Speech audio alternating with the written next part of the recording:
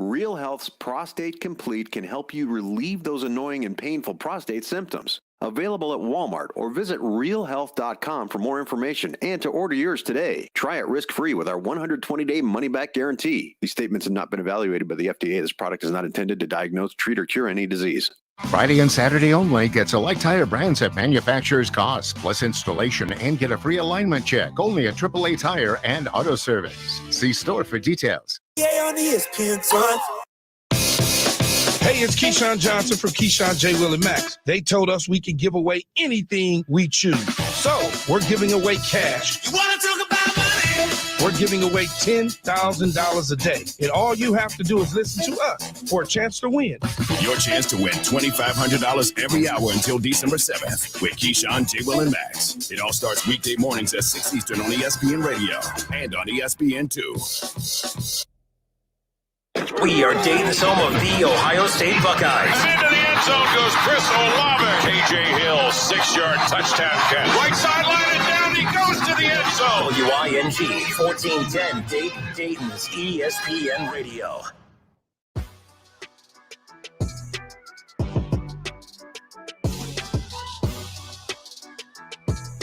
All right, everybody, welcome in. Happy Monday. It's the Justin Kinner Show with Kev Nash right here on 1410 ESPN Radio. I'm Justin Kinner.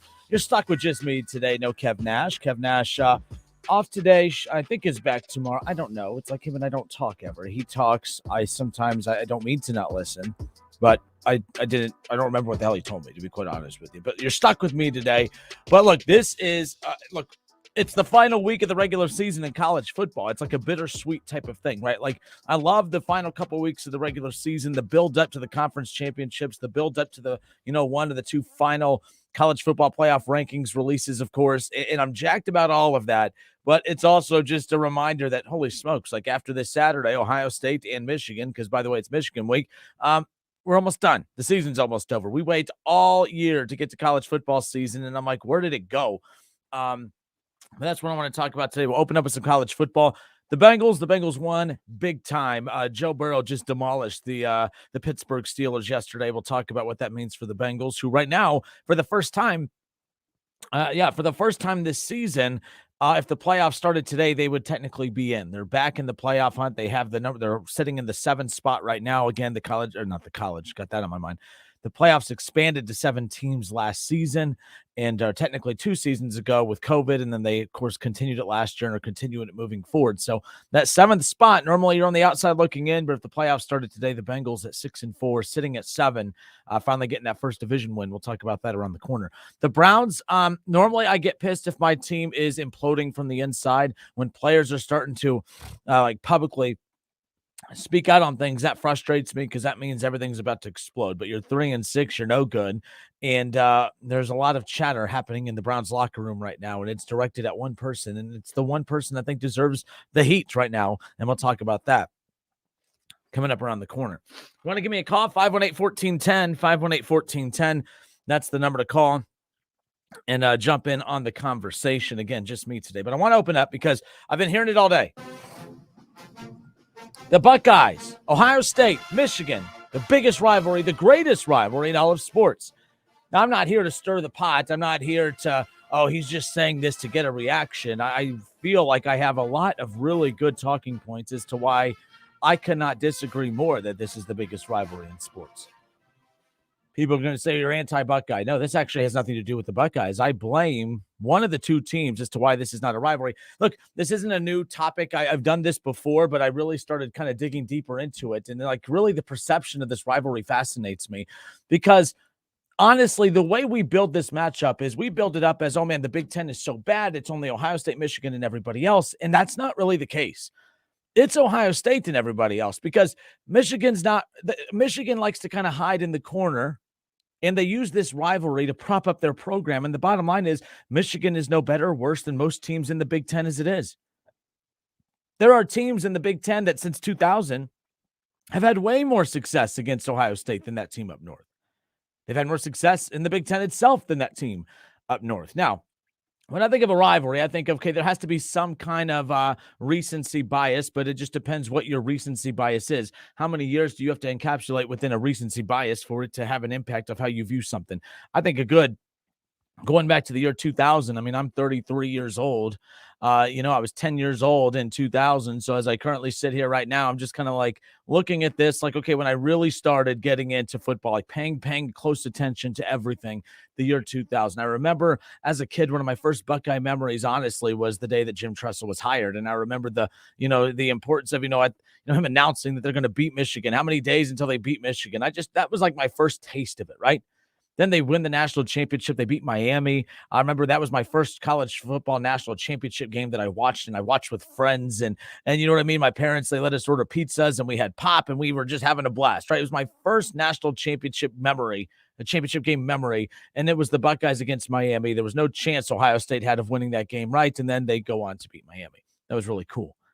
So for me, I'm going to just use the last 21 years of my life to dictate how I feel about this rivalry. I don't think it's as big a rivalry as what people make it out to be. It's definitely not the greatest rivalry in all of sports because there has to be some kind of competitive balance to make it a rivalry. I don't think that's a hot take. I think it's kind of common sense. A lot of us have been told for years and years since we were just little babies that, it's the greatest rivalry in all of sports. So it's just been beaten into our brains, and now we just regurgitate it, but we really don't sit back and take a look into it and then call BS on it. Former Buckeyes will tell you it's the greatest rivalry in sports. Ryan Day will tell you nothing else matters, only beating that team up north. Yeah, that's cute and all, but go win a national championship, please. Don't tell me that you're going to go lose by 50 to Alabama again in the national championship, but then hang your hat on and say, hang your hat on the fact that, we beat Michigan at least. No. I think this game, I love that this game happens every year. I love that there is something on the schedule for Ohio State to circle, and us fans feel like there's something big there, but really it's not big at all. It's really not that big. Look, I'm not trying to stir the pot. I'm not trying to do that. Everyone accuses me of this all the time. Oh, you just do things to get a reaction. Well, for one, that's kind of the whole point of doing a sports talk show. Yes, but at the same time, this is truly my opinion. You can ask any of my friends. I've said this for years. I don't think this rivalry is that big of a deal anymore.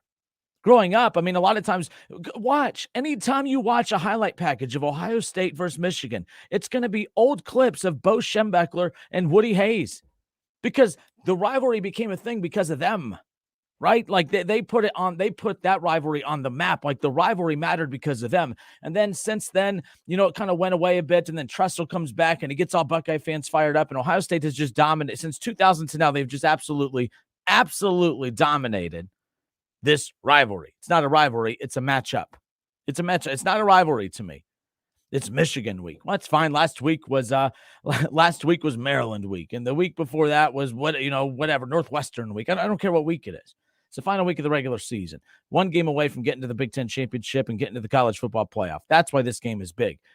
But I don't think it's the greatest rivalry in sports. Competitiveness has to matter. There has to be some kind of competitive balance within the rivalry for it to matter. So I'm looking at the Big Ten, and I'm looking at other teams in the conference that have had more success against Ohio State than that team up north has, and we're going to say that Michigan, that's the greatest rival for the Ohio State, that this is the greatest rivalry in sports. We need to lift our standards up a little bit, sports fans. I'm not anti-Buckeye here. This isn't Ohio State's fault. This is Michigan's fault. I guess we could blame Ohio State. Ohio State's been so dominant and so good that maybe we could look at it as they've ruined the rivalry. It's not a rivalry. Michigan has 4 wins over Ohio State since 2000. 4. That's it. Since 2000 alone, folks, Ohio State has 11 Big Ten titles.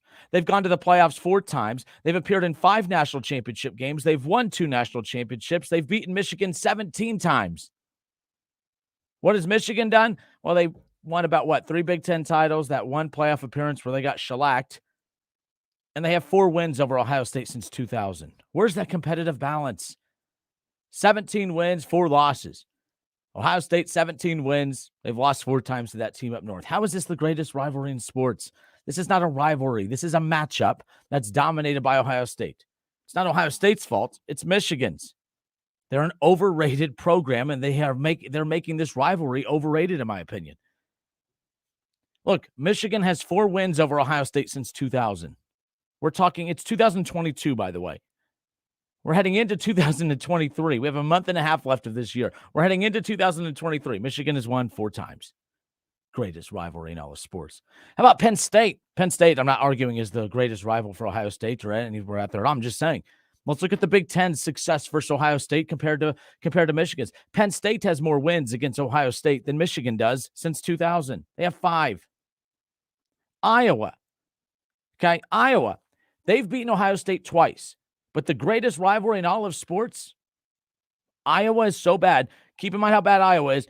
They only have 2 less wins than that team up north does since the year 2000. That's insane. That's insane. Oh, but there's more. How about Purdue? How about the fact that Purdue has 5 wins over Ohio State since 2000? 5. That's more than Michigan. Purdue has had more success against Ohio State in the last 22 years than that team up north. But that's the greatest rival in all of sports. No. Wisconsin has 4 wins over Ohio State in that time frame as well. They've matched what Michigan has done. Is Wisconsin and Ohio State the greatest rivalry in all of sports? No. Michigan State, they're a bad program now. They have peaks and valleys. They're never an elite program by any means, but they even have 3 wins over Ohio State since 2000. And we would argue that Ohio State, Michigan State, boring, right? Ohio State's dominated that. Wisconsin, who has 4 wins against Ohio State. We don't fear Wisconsin. We don't fear Purdue, and Purdue has beat us just as many times as Penn State. The only 2 teams that have had consistent success over Ohio State, if you want to look at it in that regards, is Purdue. That's it. Purdue and Penn State. But I don't know how we can look at this Ohio State-Michigan matchup and say it's the greatest rivalry in all of sports. That is regurgitated nonsense. It has been fed down to us from the sports propaganda that's out there because, well, we hear it over and over and over, so we just think that's right. It's not. Common sense. If I'm not, by the way, if I don't live in Ohio and I live in Iowa somewhere, I live just somewhere completely different than here. And I read to you the resumes of the series itself, of the matchups itself, especially over the last 22 years. They would laugh at you if you said that this was the greatest rivalry, but it's Ohio State, Michigan. There's nothing behind it. There's no description behind it as to why it's the greatest rivalry in sports. Oh, yeah, there is. It's usually black and white footage of highlights from back when Woody Hayes and Bo Schembechler were here. Stop it. Stop. This is Ohio State. I mean, Ohio State owns Michigan the way they own Penn State, Iowa, Purdue, Wisconsin, Michigan State, and the rest of the Big Ten. I'm not being negative, not trying to stir the pot. This is not the greatest rivalry in all of sports. Now, for those of you out there, I'm not just saying this because of the fact that, I'm a big college basketball fan, but I don't know how you could look at Duke and North Carolina and say that that's not the greatest rivalry in all of sports. If you look back over the last 30 years, okay, since it's more than that's 40 years. Duke and North Carolina have played 100 times since 1980. Duke has won 50 of those. North Carolina has won 50 of those. It's dead even. And the reason that this rivalry to me is bigger than Ohio State, Michigan is because of the fact that Duke and North Carolina, if you can ask, okay, Ohio State or Duke and North Carolina, who's the Ohio State of that rivalry? Who's the Michigan of that rivalry? Well, Duke is the Ohio State of that rivalry, and guess who's also the Ohio State of that rivalry? North Carolina. North Carolina and Duke, it's Ohio State versus Ohio State. That's why Duke and North Carolina is the greatest rivalry in all of sports, because they're 2 elite programs. Michigan's not an elite program. They're not even on Ohio State's level. Oh, but we beat you last year. Congratulations. Congratulations. So, you look at Duke, you look at North Carolina, they're dominant on the hardwood. They're dominant out on the recruiting trail. They dominate the ACC. They dominate in the NCAA tournament. They both win national championships regularly. They are always in each other's way. They are always the ones who are not just having success against one another, but they're dominating everybody else as well. It is as dead even of a series as you can imagine. 1980 is significant because that was the first year of Coach Krzyzewski taking over at Duke, who's no longer there, retired last year. North Carolina, goes on to the national championship game last year. But my goodness, and that was cool too, seeing them for as long as they've dominated, meeting up in the Final Four for the first time last year. That's pretty dang cool. Nonetheless. Not trying to stir the pot. I'm not trying to be that guy today. I'm excited that Ohio State and Michigan, that the week is here, but I'm excited for this week because finally Michigan is 11-0. They're worth a damn, and it feels like they're both playing for something huge here. I'm tired of every year we get geared up for this matchup and we're trying to convince ourselves that a 2 or 3 loss Michigan team is worth the damn. They're not. They're no different than Iowa. They're no different than Purdue and Michigan State and everybody else. Like I said, one more time through it all. Okay. Michigan has 4 wins over Ohio State since 2000. Since 2000, Ohio State alone, 11 Big Ten titles. They've gone to the playoffs 4 times. They've gone to 5 national championship games since 2000. They've won 2 national championships since 2000. They've beaten Michigan 17 times since then. I mean, top 3 recruiting classes almost every single year pretty much. And they literally dominate in every aspect. Michigan doesn't. Michigan's had 3 Big Ten titles in 22 years. They've had 1 playoff appearance in 22 years, and they've beaten Ohio State 4 times since 2000. But this is the biggest rivalry. There has to be some kind of competitive balance, and there's just not. I'm Justin Kinner. It's the Justin Kinner Show with Kev Nash here on 1410 ESPN Radio. I'm not trying to water down this week. This week is big, and it's big for a lot of reasons. Ohio State, Michigan, both 11-0, the number 2 team in the country against the number 3 team in the country. That's why this matchup is big. If Michigan didn't exist, and let's just say Purdue was who you play in week 10 or week whatever this would be, I guess not week 10. I'm sorry, the last week of the regular season. If it was Ohio State, number 2 in the country against number 3 in the country, Purdue, both 11-0, both fighting to get to the Big Ten championship, it would still just be just as big. It would be just as big. No, but this is the greatest rivalry in all this. It's not. It's just not. Both can be true. Both can be true. Biggest matchup of the season, number 2 versus number 3, Big Ten championship on the line, college football playoff implications on the line. That is huge. Doesn't make this a great rivalry. Michigan is to blame. 518-1410. Let's go to Charlie. Charlie, what is up, sir? It's a rivalry more because of what goes on other than on the field. Like, what? Can you give a little credit to how the fans treat each other? I mean, how treat people Michigan? count down all year long on waiting for this game? Like, there's other things that go into a rivalry other than Michigan has been crappy for 20 years. You know, I mean, if it was Purdue and they were undefeated or anybody else, that would be a big game. But this is it's just a bigger game. It would be a big game if they were a 3-win team. Like, it would still matter. You're right. It's a bigger game because they're ranked 2 and 3, but it's still Ohio State, Michigan. And just because UNC and Duke are dead even, that's awesome. But football is so much bigger than basketball in America. That's what makes it better. That's what makes it bigger. So you have to bring in more. There's more to it than just wins and losses. There's a 100-year history. Michigan is the winningest team in history. They've got, what do they have, 7 titles? I know that they haven't been any good in a long time, but they're good now. They're good again. But do you They're really care what school. happened in the 70s and the 80s? Do you really care about that? Do you care about – I mean, I went back to the 80s for Duke and North Carolina, but, I mean, it's been consistent since then. I mean, it's consistently back and forth between the two. I mean, that's what's insane about that. And the two are equally as talented as one another. They're equally as dominant on the recruiting trail. They're equally as dominant on the hardwood. They dominate their conference. They dominate in the tournament. They win national championships. That's not Ohio State, Michigan right now. That's just Ohio State. History matters so much in football and college, and if it didn't, there's no way Notre Dame would ever get the recruits that they get. Cincinnati would have better recruits than Notre Dame, just based on recent history. But what has Notre Dame done? Because Notre Dame recently? What have they done recently? They haven't done anything. But Notre Dame is a private, highly academic school. They should never be good. They should be like Northwestern. It's like good every once in a blue moon. They're always good. And it's because of their history that they can get. Who in the right mind would go to South Bend?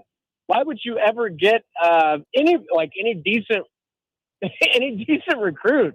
Like, how do you have a better recruiting class than USC? I mean, you won't now because USC's finally gotten their crap together. But how in the world, other than you just we're Notre Dame? You just said USC finally got their crap together. That's why. But okay, but that's a blue blood school too, though. They've got tradition too. Mm-hmm. It's easier for them to get up off the floor. Remember when Penn State got the death sentence? The quote, yes. Death sentence. Okay, SMU also got that. Remember back in like the 80s? Remember they had the whole 30 for 30? Oh yeah. But SMU never recovered. But Penn State did pretty quick because they've got history on their side. they can recruit because they have the history. I think that a lot more matters in a rivalry than just like, I hate Michigan. It's so easy for me to have that feeling. I don't like I know it's football. I know it's just a game, but it's just ingrained. Like, it's just so different. And I think that's what, on top of, obviously they're good teams, but I think that's what makes it great. And also Fox is going to always push that. Like, that's their big marquee game of the year. It's because the Big Ten sucks. It's the only marquee game of the year. The Big Ten, luckily, USC's coming to save it. Thank goodness. Well, the Big Ten absolutely sucks. I'm glad USC's coming. But really what's going to help the Big Ten, or really just Ohio State, and USC, is a 12-team playoff, because that's the true conference. Because there's no chance that Ohio State or USC ever gets to play in the SEC, but they can get in the 12-team playoff every year. Yeah. Now you get to play SEC schools. Nope, I agree. And Charlie, I appreciate the call, man. Thank you. Yeah, and again, wasn't coming on here with that aggressive of a take. I don't think I made a bad take at all. I backed it up. I mean, I don't know. I mean, these people in here that are getting aggressive and being just, typical social media trolls, it just doesn't surprise me at all. I don't know what I said that was wrong. What did I say that was wrong? Not what you disagreed with. What did I say that was wrong? You're trying to tell me the greatest rivalry in all of sports consists of a 20-year period where Ohio State has won 17 of these, where they've won double-digit Big Ten championships. They've been to 5 title games. They've won 2 national championships. They dominate in recruiting. They're at the level of Alabama and these elite teams, and I'm supposed to believe that Ohio State against Michigan, who has made the playoff one time since the start of the college football playoff, and then they got their doors blown in. They've won 4 times in 22 years that Michigan has won. 4. Like, this is more of I'm like literally praising Ohio State because that's how dominant they are. They have been so dominant that they have killed the rivalry, in my opinion. But you know what? It's my damn opinion because it's the Justin Kinner Show with Kev Nash. That's why it's my opinion. I crack the mic. I give my opinion. You can have your opinion, but instead of disagreeing with me by just saying, oh, Kinner, you're a dumbass, you could at least provide why you think. Like Charlie, I appreciate that last call. Charlie views it differently than I do because he's viewing it from the history of the entire matchup going all the way back 100 plus years.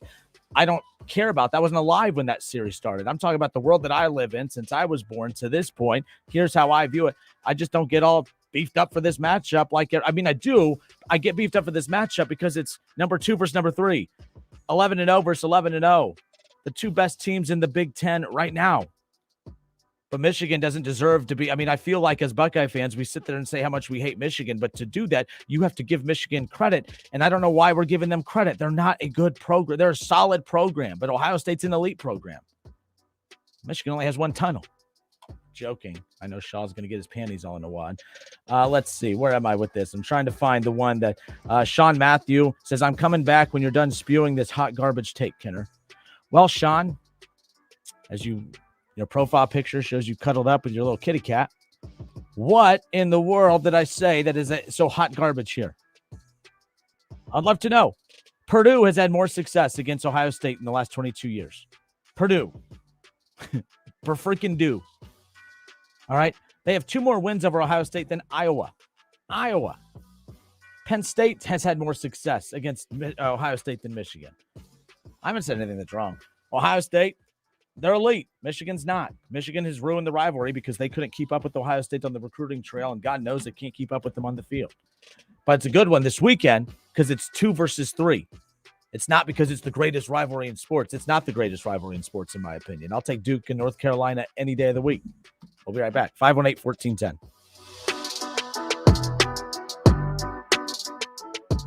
The Justin Kinner Show with Kev Nash. Presented by Brad Mays with Home Experts Realty. Weekdays at 3 p.m. on 1410 ESPN Radio.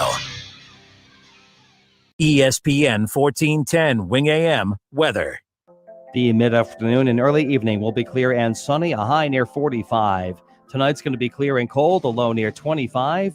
And tomorrow's going to be clear and sunny, a high near 50. I'm Pete Spivak for 1410 ESPN Radio. FanDuel, America's #1 sportsbook, has all your favorite bets. From the money line to point spreads to player props, make every moment more. FanDuel Sportsbook, official sports betting partner of the NFL.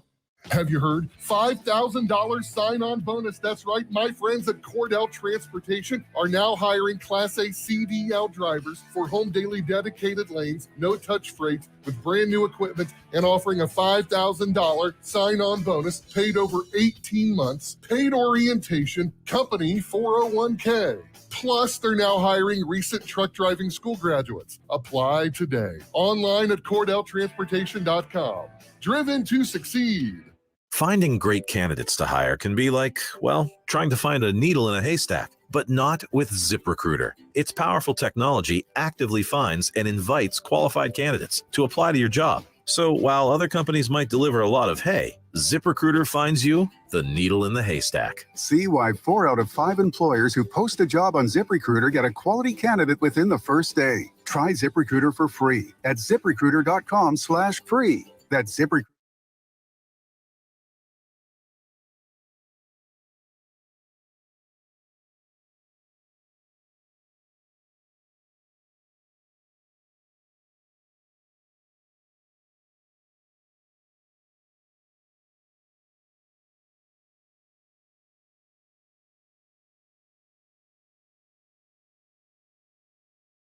This holiday, go to Staples, the working and learning store. In-store and online. Ends 12/3. Exclusions and restrictions apply. Like bones, your teeth lose density and become weaker over time, which can lead to tooth decay. And that can make your visit to the dentist feel like this. But if you want your dental visit to feel like this, try Crest Densify. Crest Densify actively rebuilds tooth density to extend the life of teeth by remineralizing enamel. Densify from Crest, the #1 toothpaste brand in America. Smile, Crest has you covered. I wanted to know why some people who get COVID-19 get it so bad. I found out it may be because they have a high risk factor, such as heart disease, diabetes, being overweight, smoking, and asthma. Even if symptoms feel mild, these factors can increase your risk of COVID-19 turning severe. So if you're at high risk and test positive, there are things you can do, like asking your healthcare provider if an authorized oral treatment is right for you. Learn about an option at treatcovid19.com. This message is sponsored by Pfizer. Dell Technologies' Black Friday event has arrived with select deals on top tech to power business productivity. The savings start now with up to 50% off select performance business PCs powered by 12th Gen Intel Core processors. Don't forget special pricing on the latest monitors, docks, and accessories, including free shipping on everything. Call a Dell Technologies advisor at 877-ASK-DELL for Black Friday deals. That's 877-ASK-DELL. Dancing crew, trip for two, nail the final interview. Game with Doug, brand new mug. Come here, kids, give me a hug. The more you want to do, the more we want to do. New COVID-19 boosters designed for recent Omicron variants are now available. Learn about eligibility and schedule a free updated booster today at vaccines.gov. Sponsored by Pfizer and BioNTech.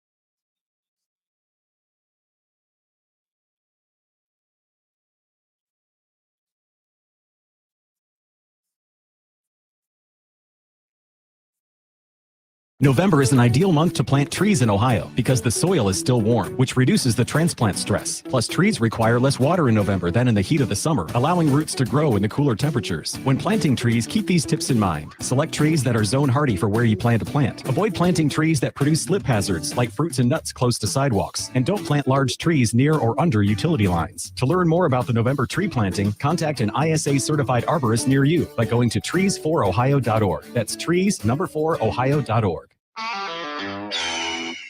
This is for the men who never settle, the ones who miss the fairway all day and still pull out the big stick, the type of guys who will always prefer to be behind the grill than in front of the camera. and the men who never let their friends forget about a high school nickname. This is the Lodge mentality. This is Twin Peaks. Who wants to settle for a single TV? With more TVs, bigger screens, plus our fabulous scenic views, there's more to watch at Twin Peaks. We are Dayton's home of the Ohio State Buckeyes. Down the sideline to the 10 and drags a defender in the end zone for a touchdown. Jackson Smith-Njigba, a 50-yard scoring strike from C.J. Stroud. He'll hit the Purdue 40. Down the left side to the 30. Henderson to the 20, to the 10. And into the end zone goes Henderson. Don't miss the Buckeyes all season long, right here on 1410 ESPN Radio and on 92.9 Jack FM. Go Bucks!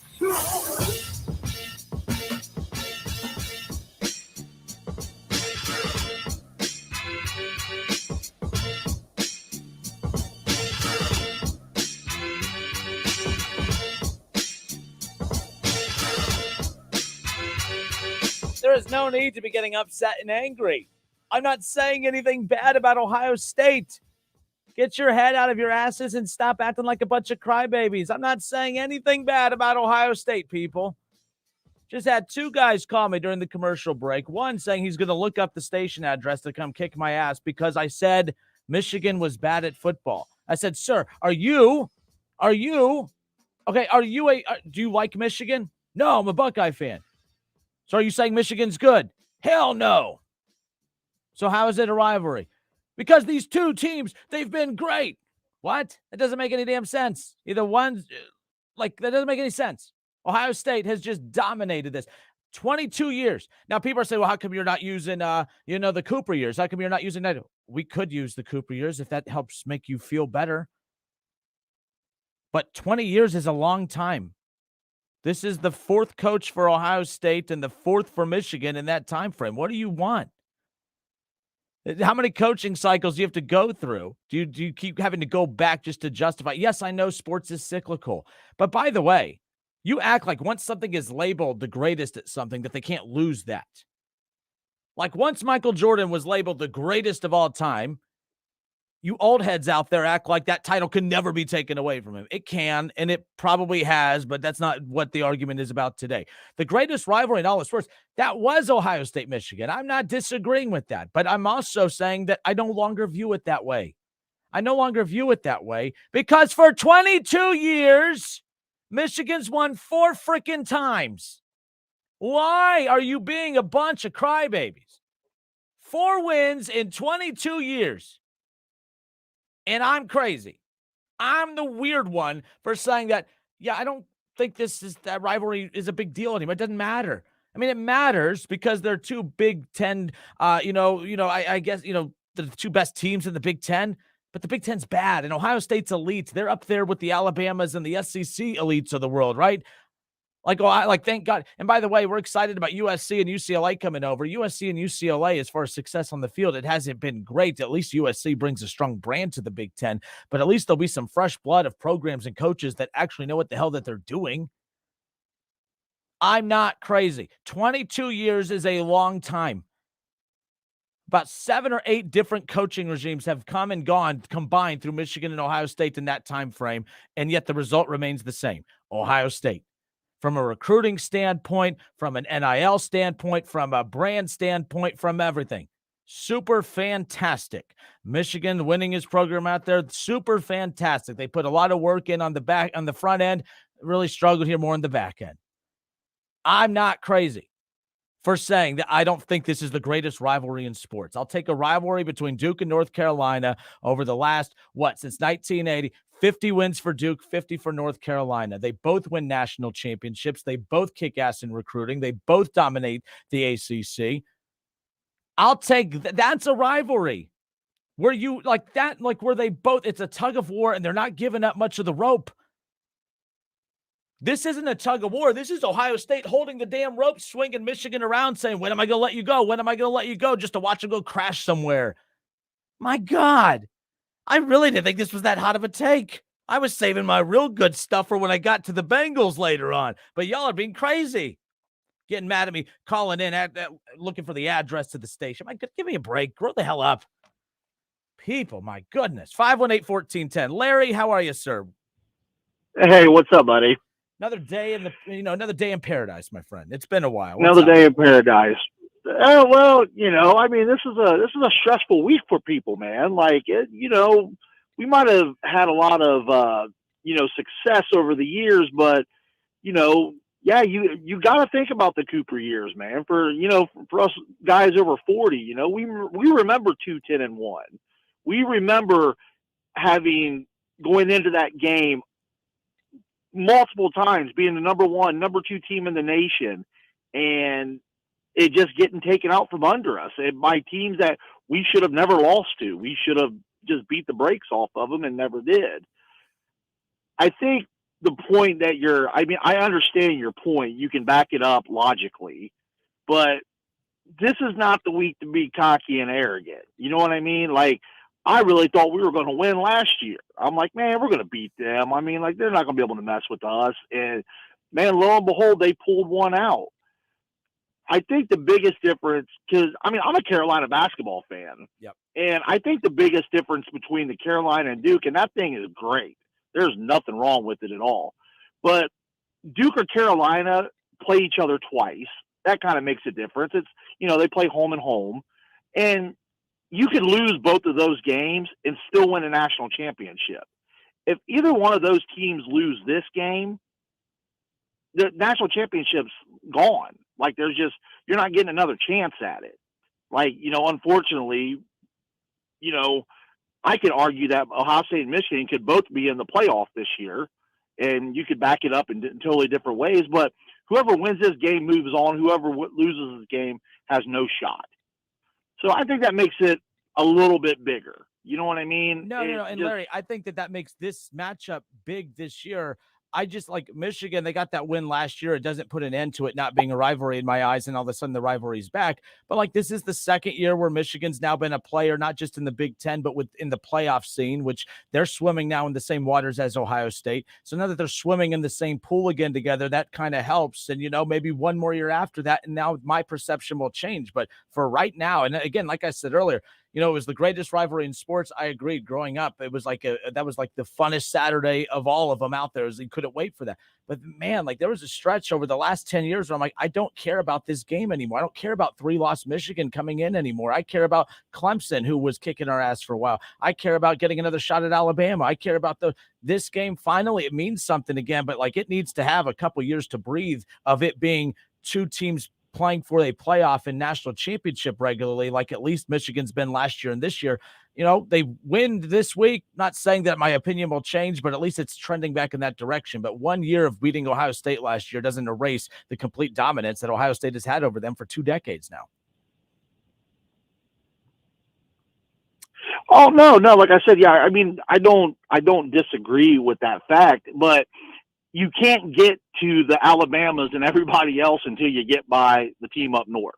You just can't get to them. And, historically, the game's always close. It's always hard hitting. The refs generally let them play. I mean, it's just, it's everything encompassed. It's not just the last 20 years. It's not the last 50 years. It's not, it's just everything. And like the caller said earlier, man, it's ingrained in us. I mean, look at half the people. Everybody has a Michigan fan as a friend, and they're from Ohio. And the only reason they're a Michigan fan is because all their other buddies were Ohio State fans, and they just wanted to be different. You know what I mean? It's kind of like Steelers fans. There's really no Steelers fans in Pennsylvania. They're all Eagles fans. All the Steelers fans are in Pittsburgh, and then every surrounding state. You know what I mean? Oh, that's actually a good point. I'll give you that. Yeah, it's just, like I said, it's ingrained. And when it gets ingrained to you, like when I hear you say that, I understand what you're saying. I just feel that, I can't get cocky about this game, even when we know we're better, because I've seen us is really good and lose the game. I've seen it, and it's heartbreaking. And I got a good feeling we're going to win Saturday, but it's just, there's always that little in the back of your head, what if? Now, you take the Iron Bowl, Auburn hasn't done anything. I mean, it's kind of, you could say it's the same thing, but, Auburn's really, in the scope of college football, is not really like that storied of a program like Alabama is. Michigan is storied. They have won national championships. They had Heisman Trophy winners. They've had a lot of players in the NFL, yada, yada, yada, yada. You know what I mean? So I get what you're saying. I don't disagree. It just, it's just more. Like I said, when you grow up in Ohio, it just means more. And both teams, I've seen the game where both teams were bad, but it matters. You can't get to the national championship without this win. No, and I get that. And Larry, thank you, man. Appreciate you. Like that, have just a calm conversation about it. You made your point. I made mine. No, that's fine. No, and you're right. And by the way, when you say that, you can't get to the national championship without this, that's true. However, there has not been a stretch for quite some time that, oh man, like for instance, how many times has Michigan, Ohio State played? Well, Ohio State, of course, who's unbeaten more times than not, they need to beat Michigan to get to the Big Ten championship. Michigan has, 1-2 losses already, and it just ruins the matchup because, now they're not playing for anything. But Michigan's already out of the Big Ten, whatever. But Ohio State has to remain unbeaten to get to the college football playoff and all that. So, yeah, a lot of times when these two teams play, they're both not playing for something. Ohio State's playing for something. But for finally, the last couple of seasons, they're playing for something. And, it's amazing to me. I understood why the crybaby Michigan fans would have an issue with what I'm saying. I'm just amazed how many Buckeye fans are ticked off at what I'm saying. Like Shaw just getting all up in his feelings like he typically does. I mean, my goodness, you should have seen him crying over the weekend because, again, another incident with the tunnel, by the way. Michigan can't get their stuff together. I mean, they can't control this rivalry. They can't even control their own Big House Stadium, which, by the way, see how many empty seats there were at the Big House? They should have a medium-sized house. That way they don't have to worry about all them empty seats up at the top. My goodness. Anyways, hey, look, I think Michigan needs to be more competitive within this series for me to look at it as the biggest. Do you realize how competitive both teams have to be for this to be the greatest rivalry in sports? And Ohio State has gone above and beyond what is expected of them. Michigan has dropped the ball one too many times. We're not talking about a 2 recruiting cycle series here where Ohio State's out-dominated Michigan. We're talking about 22 years. 22 years. Michigan's won 4 times in 22 years, and one of those 4 wins happened to be against Ohio State in that transition year between, of course, Tressel and Urban Meyer, when Ohio State's one of their worst seasons ever, right? Like when everything was collapsing on them. So Michigan was able to sneak one in there. And then let's not act like there wouldn't be another loss for that team up north if they didn't play in that 2020 year. Right? Remember that? Ohio State would have whooped their ass in 2020 as well, but the COVID thing happened and they didn't play that year. That was the year Ryan Day was saying they're going to drop 100 on them, maybe 80, but they would have did everything they could in their power to do it, and they would have, and they could have. That's for sure. It's the Justin Kinner Show with Kev Nash on 1410 ESPN Radio. I see, look, the calls are coming in left and right. I appreciate that. I'm by myself today. As soon as I send it off to these little paid advertisements right here that keep me going each and every day, I'm going to go and I'm going to get you guys on hold quick to get your takes back on the other side. 518-1410, 518-1410. Buckeye fans, stop getting mad at me. I'm not saying the Buckeyes are to blame or mad at them. I'm just saying this is not the greatest rivalry in sports. Michigan sucks too much for this to be the greatest rivalry in sports. Ohio State, they have aspirations of being up there with the big boys. Michigan and Alabama don't swim in the same waters. Michigan and Georgia, Michigan, and now with Kelly there at LSU. You know what I mean? I'll take, what Oklahoma, or not Oklahoma anymore, but I'll take what USC's doing with Lincoln Riley. I love what he's doing over there. Those, Ohio State's swimming over there in those waters. Michigan, they're happy every year that they get by Michigan State. Ohio State's not afraid of Michigan State. Michigan is. They're worried about that. I don't think I'm that wrong for saying that this rival. There has to be some kind of competitive balance within this. And I don't mean going back over 120 years. Someone just said, where'd it go? Where'd it go? Someone brought up the record, trying to act like, Randy Scott Jr. saying 59, 56, and 1. That's true, but they won't discuss that. I am discussing it. 59, 56, and 1.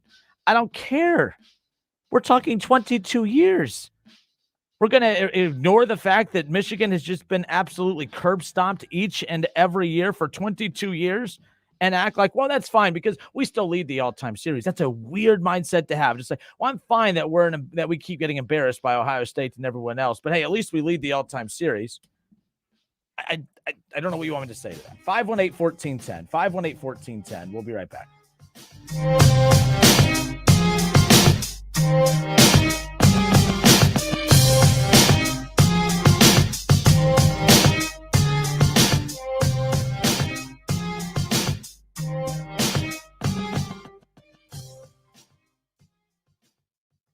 Listen, stream, watch. It's the Justin Kinner Show with Kev Nash, right here on Dayton's ESPN Radio, 1410 Wing AM. Ohio, DraftKings Sportsbook is coming. To celebrate, all new customers will receive $200 in free bets. Plus, 5 lucky customers will win a $100,000 free bet. That's right. DraftKings Sportsbook is giving you $200 in free bets just for signing up today. No deposit required. Plus, you'll be entered to win a $100,000 free bet when you sign up. Download the DraftKings Sportsbook app and sign up with code WING1410 to get $200 in free bets to use once mobile sports betting hits Ohio. Plus, 5 customers will win a $100,000 free bet only at DraftKings Sportsbook with code WING1410. Gambling problem? Call 1-800-589-9966. 21 and up. Physically present in Ohio. Eligibility restrictions apply. See terms at DraftKings.com/sportsbook. Subject to regularity licensing requirements. 1 per customer. $200 issued as $825 free bets. No purchase necessary for sweepstakes. Void where prohibited. Ends first day. DraftKings is allowed to operate in Ohio. See terms at dkng.co/OH. Dell's Black Friday event has arrived with select deals on top tech to power any passion. The savings start now with up to $400 off on select XPS and Alienware PCs powered by 12th Gen Intel Core processors. Don't forget, special pricing on the latest monitors, docks, and accessories, including free shipping on everything. Just call 877-ASK-DELL for Black Friday deals. That's 877-ASK-DELL. It's Black Friday all week at Staples with huge savings on HP Tech. This week, save $130 on the HP LaserJet Pro 4101 FDWE printer. This laser printer is perfect for small businesses, delivering maximum productivity with blazing fast print speed for up to 10 users. And right now at Staples, save even more when you bundle an HP printer, PC, and monitor. The latest tech solutions are at Staples, the working and learning store. Offer good in-store and online. Ends 11/26.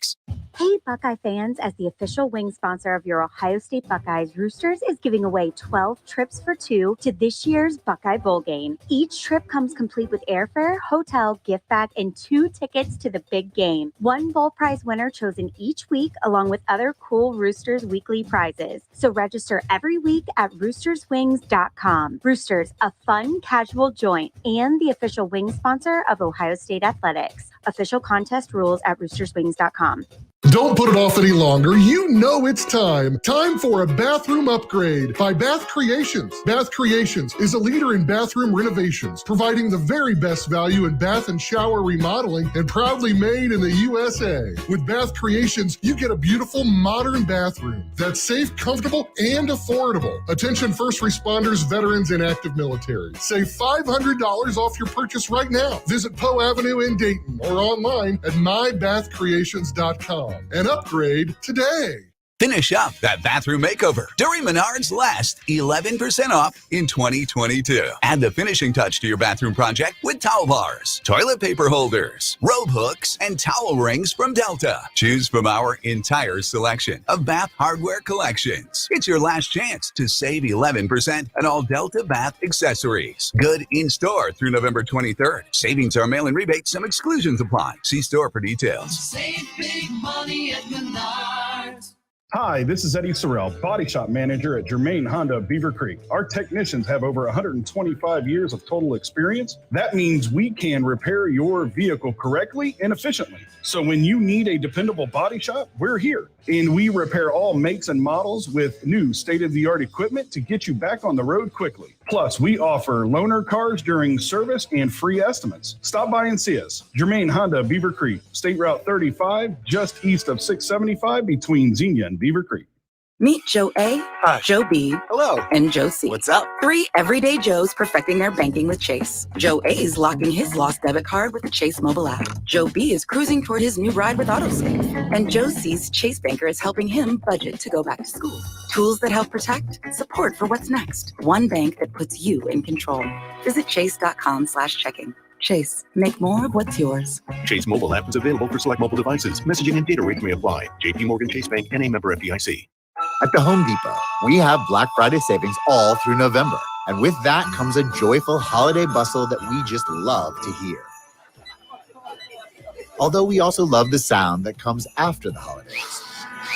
when people put their new tools to use. In fact, we love it so much. When you buy select Milwaukee M18 kits, you'll get an extra tool for free. So after you're done filling the air with holiday magic, you can fill it with the sounds of doing. The Home Depot. How doers get more done.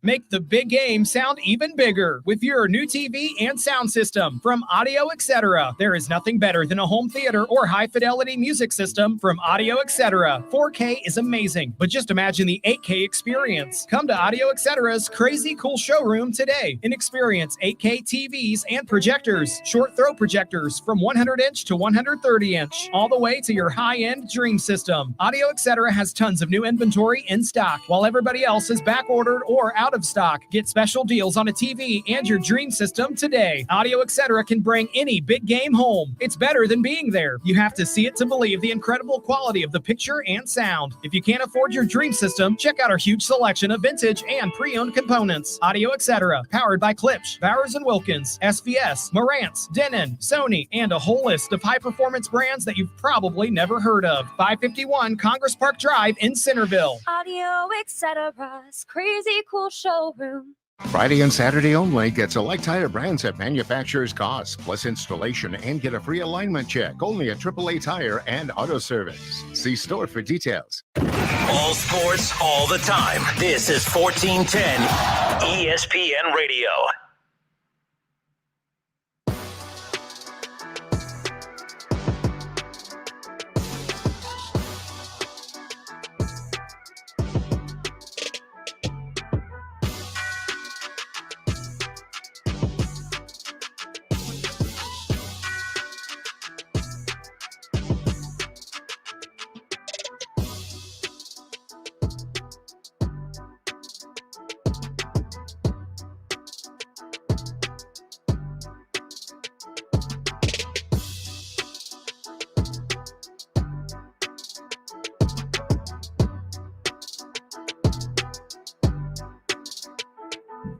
We are live on Facebook. Head to Facebook, search The Justin Kinner Show. Be a part of the conversation there. Whether you agree with me or if you want to cry like Shaw on the Facebook page, you could do so as well. Tyler Fife, what up, dude? He says, it's funny how all these so-called Ohio State fans are getting mad at you for saying Michigan isn't a good football team. That makes no sense to me. Nothing makes sense to me today. You know, there's a lot of times where I prepare like a monologue or at least prepare an opening for a show that I'm like, I know this one's going to really tick off some people. In fact, I have one coming up later on in the show that I'm already bracing myself before what's about to happen because I already know my take isn't going to be a popular one. That's fine.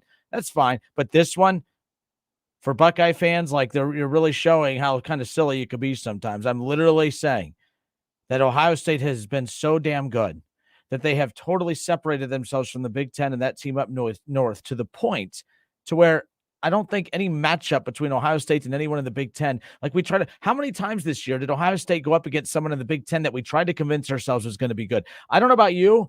I was in Florida when Ohio State played Wisconsin.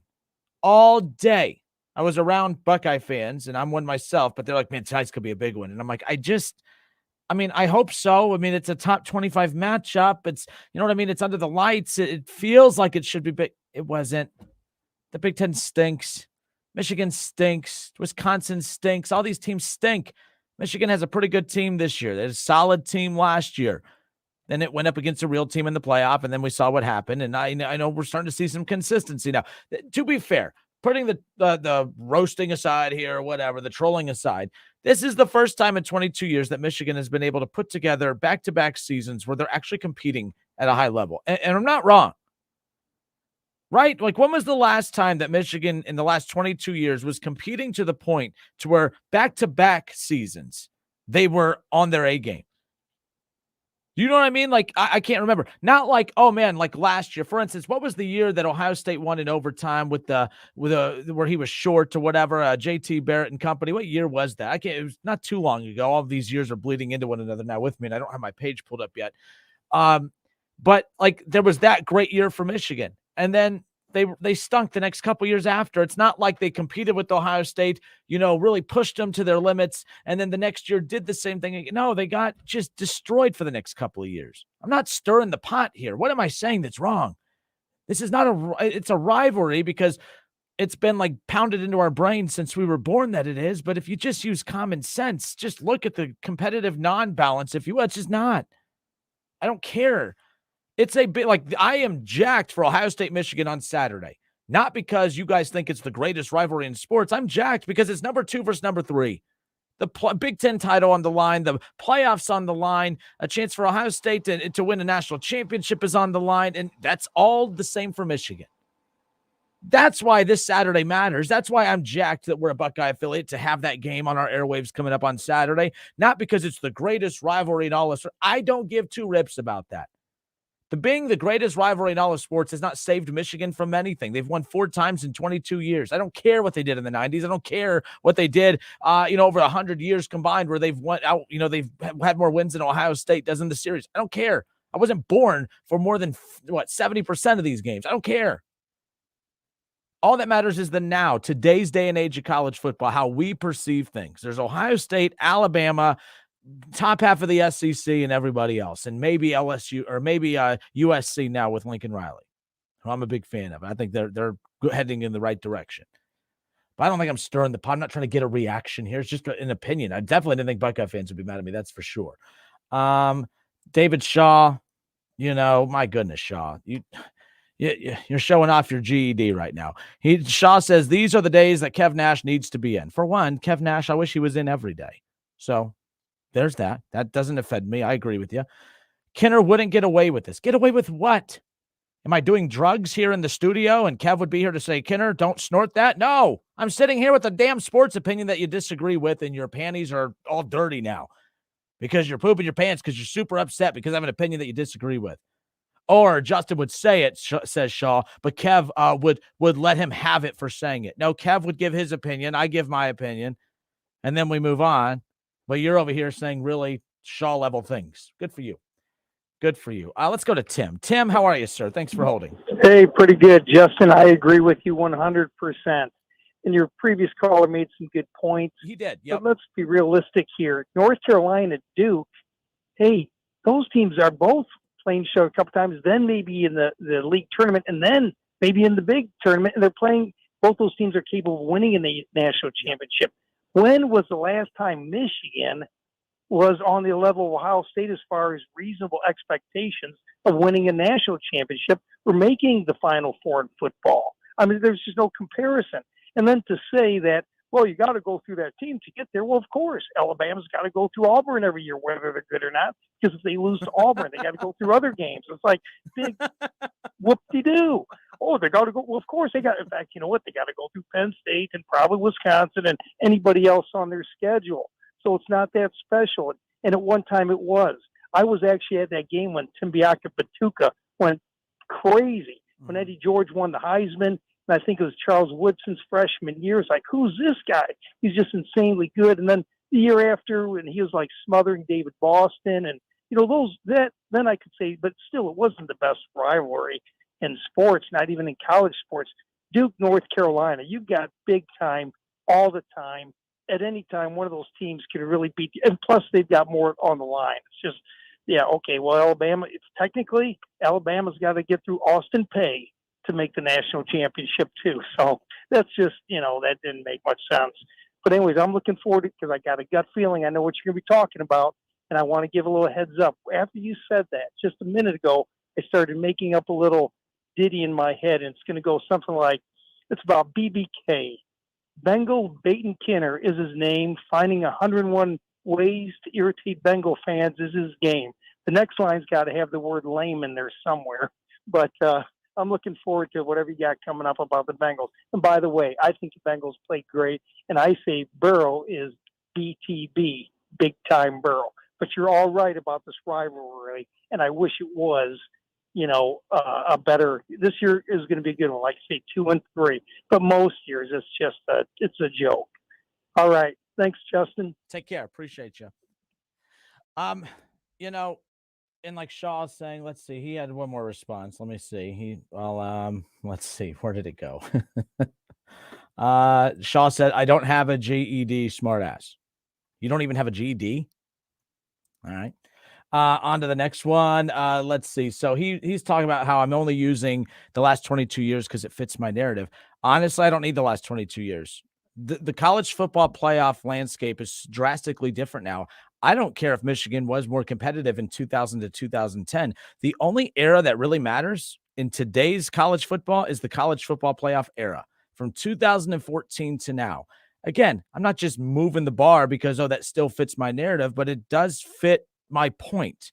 You could say narrative because when you say my narrative, you're putting a weird connotation on there that I'm like, I'm framing it a certain way. I'm not framing it anyway. The only thing that matters is the perception of who you are as a program right now. And I think if you went to recruits out on the recruiting trail and you ask them which program is better, they're going to tell you that. They're going to tell you that it's Ohio State. They're not going to talk about, well, both schools are fantastic. I think that you'll have the equally as great of an experience and opportunity. I mean, at one school, you might get jumped in a tunnel. In the other school, you'll be completely safe. But, outside of that, but no, seriously, like this isn't, I'm not stirring the pot. I'm not making this stuff up. This is just common sense. I didn't even have it on my notes to go this long on this topic today. I'm just amazed. Like, it's amazing. Now, Shaw says, again, quit trying to read how I'm saying something and just coming from you, who's telling me how I'm, talking and how I'm perceiving this. No, I'm using common sense. That's the problem, Shaw. You're not keeping up. Ohio State's elite. Michigan's not. This Saturday, though, is a hell of a matchup because everything's on the line. But this Saturday is a prime example.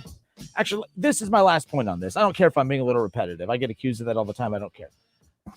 This Saturday is proof as to why this rivalry sucks anymore. And that's because it's rare what we're seeing on Saturday. By the way, if you go look at it, okay, 85% of the seasons since 2000 to now, Ohio State's undefeated heading into this matchup. That's insane. All right, so it's not that unheard of for Ohio State to be undefeated heading into the final game of the regular season. You know what is insane? Michigan being there. Michigan's finally doing what they're supposed to, carrying their weight in the Big Ten. This weekend alone just proves my whole point, Shaw, and everyone else out there that thinks I'm just making this up. This weekend alone proves it. Ohio State is doing what they always do. They're undefeated more times than not heading into this. Michigan, the reason we're so shocked that both of these teams are doing this because it doesn't happen ever, and it's not because of Ohio State. We'll be right back.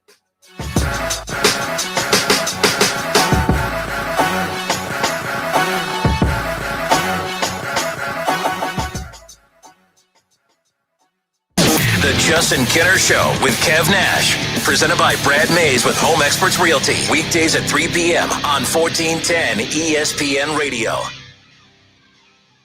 Germain Honda Beaver Creek is your local Honda dealer. If you've been waiting to buy, now is the time. 2022 Honda Pilots with financing as low as 1.9%, 2022 Honda Passports and 2023 Ridgelines with financing as low as 2.9%, and all in stock for immediate delivery. We will save you money today. See me, Sales Manager Jason High, for all the details. We're located Route 35, just east of 675 between Xenia and Beaver Creek. Germain Honda Beaver Creek, the right car, the right price, the right way. I hope to see you soon.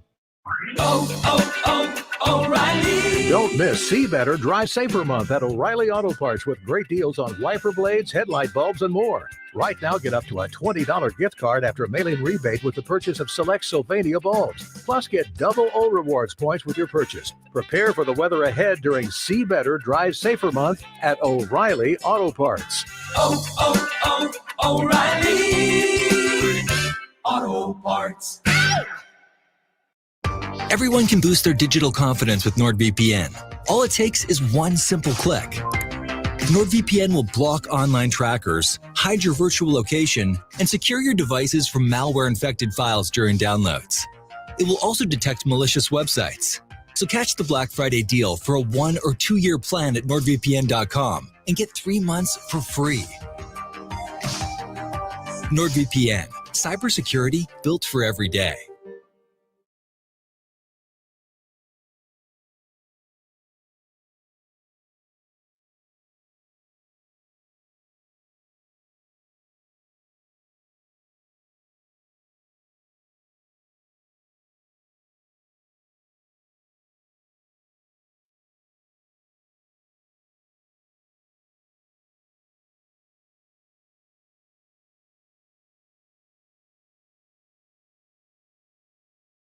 Holidays are built around time-honored traditions and creating new memories. This year, why not make it a Harley tradition? The perfect gift can be found at Harley-Davidson of Xenia. The possibilities and traditions don't just stop with family gifting. We can help you maintain or customize your current ride or even help you with a beautiful new ride under your tree this year. Come to Harley-Davidson of Xenia at 1213 Cincinnati Avenue today. The place where Harley traditions and exciting dreams come true. From our family to yours, we wish you a very Merry Christmas and a Happy New Year.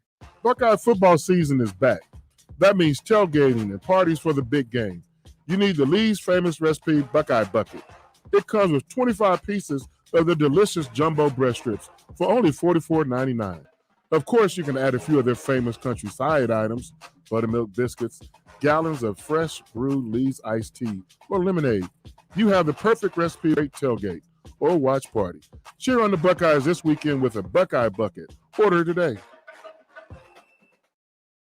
Staples stores are a new world of possible with innovative tools for small business and remote workers and learners. Explore more at your local Staples store or staplesconnect.com. If you came across someone struggling with hunger, how would you recognize them? Would you notice a 16-year-old boy who got his first job, not for extra spending money, but to help feed his little sisters? or a mother who's in between jobs and sometimes goes to bed hungry so her kids can have dinner? I am the 1 in 8 Americans who struggle with hunger. I am hunger in America. Hunger can be hard to recognize. Learn why at IamHungerInAmerica.org. Brought to you by Feeding America and the Ad Council. Favorite family tradition? Shopping Kohl's Black Friday with my mom. We earned extra Kohl's cash. Got a Google Nest Hub for $49.99, a Fitbit for just $99.99. Plus, I found a pizza grill for $179.99, and she got a fire pit for the same price. Not to mention the 15% off other great deals. Yeah, we're going back to Kohl's for round 2. Select styles. Offers valid through November 25th. Cuisinart, Google, and Fitbit coupons do not apply. Some exclusions apply. See store or Kohl's.com for details. Friday and Saturday only. Get select tire brands at manufacturer's cost, plus installation, and get a free alignment check only at AAA Tire and Auto Service. See store for details. WING 1410 Dayton. Dayton's ESPN Radio.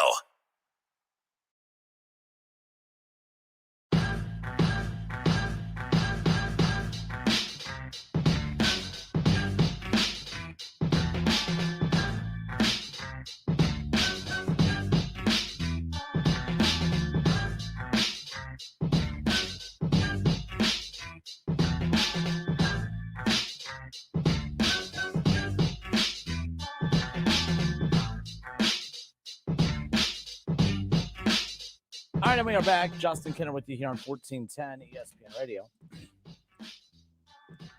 Talk about the rivalry, Ohio State, Michigan. Look, it is a rivalry. It is a big rivalry. I just don't think it's the greatest rivalry of all time. Let me reset that. I don't think it's the greatest rivalry in sports right now. The greatest rivalry of all time, I mean, it's up there, obviously, with the Red Sox, Yankees, and Duke, North Carolina, and Celtics, Lakers. Well, let me ask you this: Celtics, Lakers. That was the biggest rivalry in the NBA. When the Celtics and the Lakers play today, is that a rivalry still? You're going to say no, and I would agree with you. But for all the reasons you're saying no, or all the reasons why I'm saying Ohio State, Michigan is not a rivalry. I mean, come on. Like, why is it? Why? So the Lakers and the Celtics, how come that's not a rivalry anymore? Why? Because they've both, what? Like, the Celtics were at least just in the finals. The Lakers just won a championship 2 years ago. How come it's not a rivalry? On Facebook today, I got hit with that left or right. That's not a rivalry anymore. It doesn't mean as much anymore. To who? The fan? It might mean something to the fans. Does that mean something to you? No, a lot of Lakers fans I know too said the same thing. It doesn't mean as much. It doesn't have that same feel to it like it used to. And that's the same thing with this. The game of the century, back in 2006. Hold on real quick. Josh Maloney said, how about UC and Xavier? Absolutely. If by the way, if Dayton and Xavier ever were put back on the schedules against one another, I felt that hatred and that disdain, and the two teams playing for something at similar levels like that exists there and would like that. But I don't think Ohio State and Michigan, outside of this season and last year, have played for the same thing for quite some time.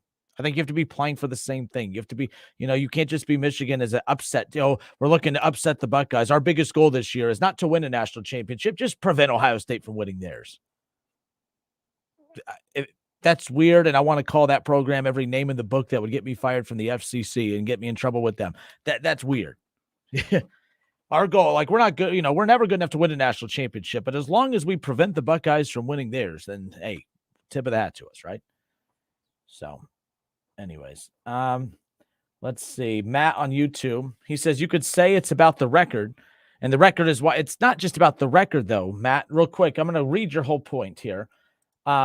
I'm saying the record is one of the reasons why it's not a great rivalry anymore, but it's not only so much about the record, it's about the pure dominance. Ohio State dominates in all aspects. They dominate in the record in the win-loss category, yes, but they dominate from a physicality standpoint, not last year, completely get that, but from a recruiting standpoint, but from just a brand standpoint. They literally dominate in every box that you could check that Michigan doesn't come close to checking. Ohio State, when they're out on the recruiting trail, I'm not saying they never cross paths with Michigan coaches, but Ohio State is playing tug of war with future recruits. They're playing tug of war against the Alabamas of the world, against the Georgias of the world, against the LSUs and against the USCs of the world.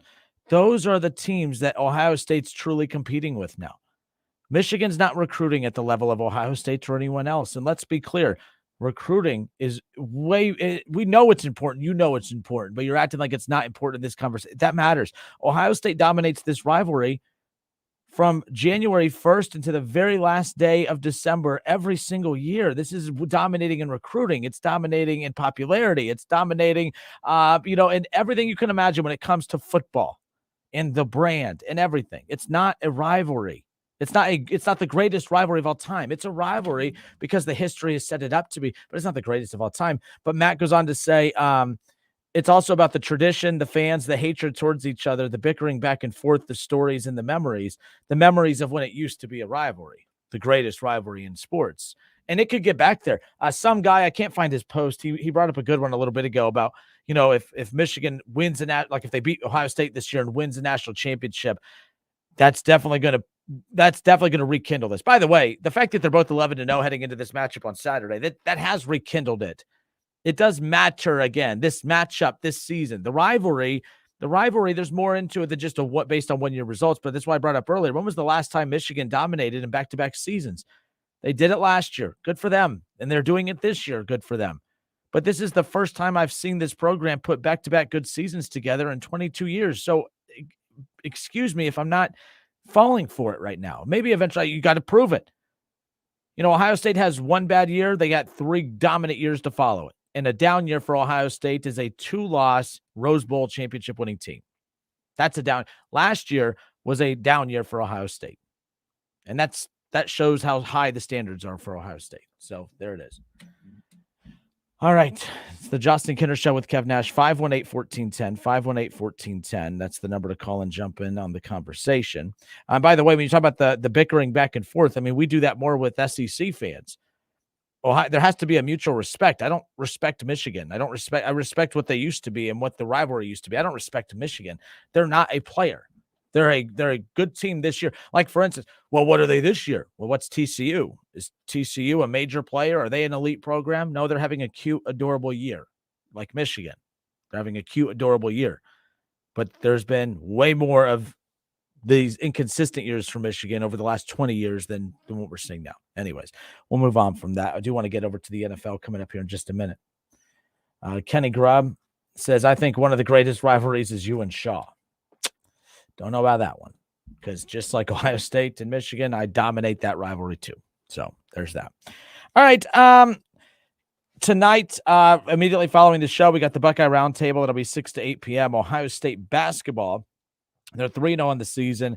They're participating in the Maui Invitational. They have a 9 p.m. tip-off. They have their first top 25 matchup of the season. They're going to be taking on San Diego State. That's coming up right here immediately following the show, or the Buckeye Roundtable is, and then we'll go right into Buckeye basketball with that. Wright State's back in action tonight. They have Abilene Christian. They're playing in the Vegas 4 tournament, obviously over in Las Vegas. They're 3-1 on the season. They've won 3 straight since losing that double overtime game against Davidson at the Nutter Center. Dayton Flyers 3-1. They just dropped out of the top 25 after their loss against UNLV last week. And of course, the struggles against Robert Morris did not help. But to be fair here, if they even dominated Robert Morris over the weekend, I still think they were dropping out of the top 25.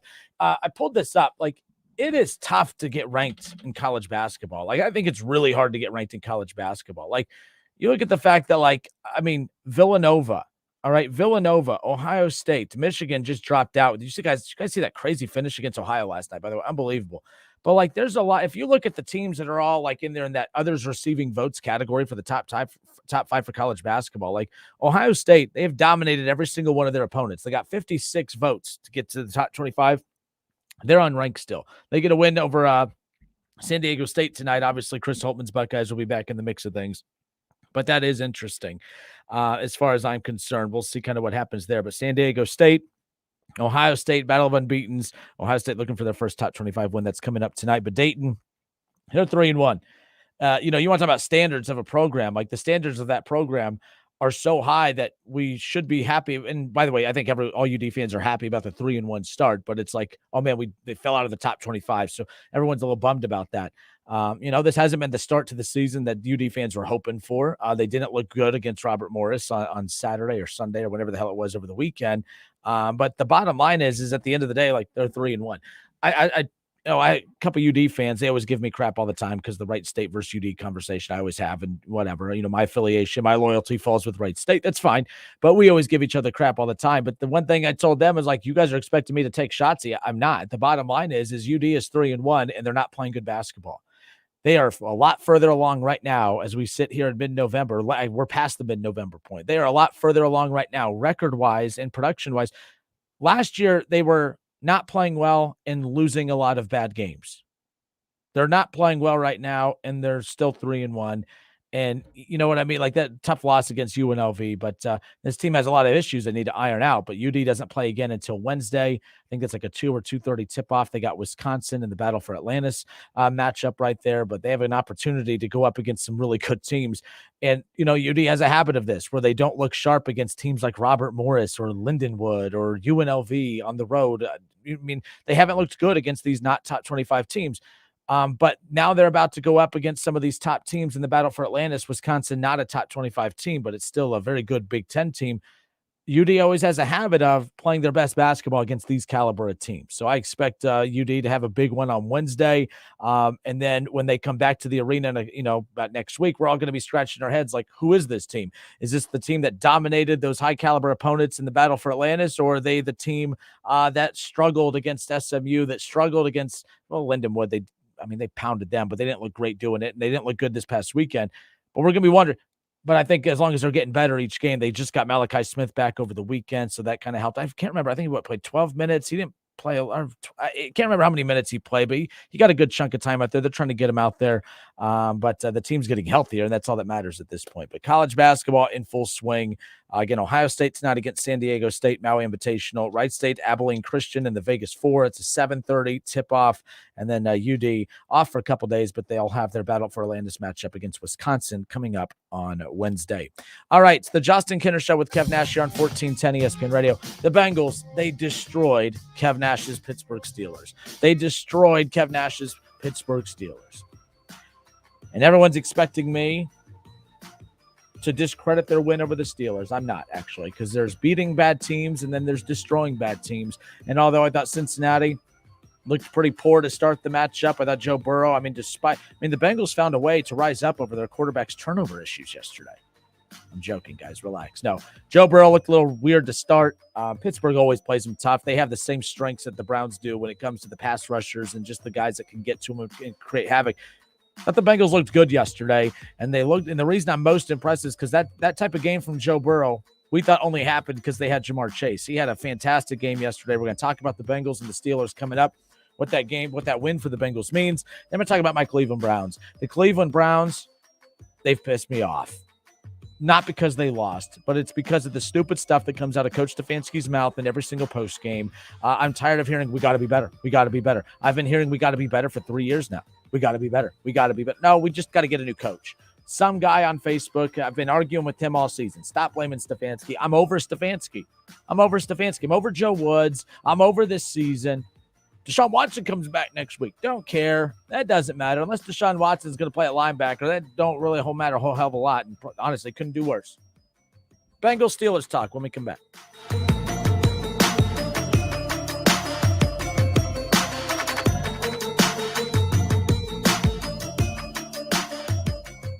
It's the Justin Kinner Show with Kev Nash. Justin, you're awesome, baby. Right here on 1410 ESPN Radio.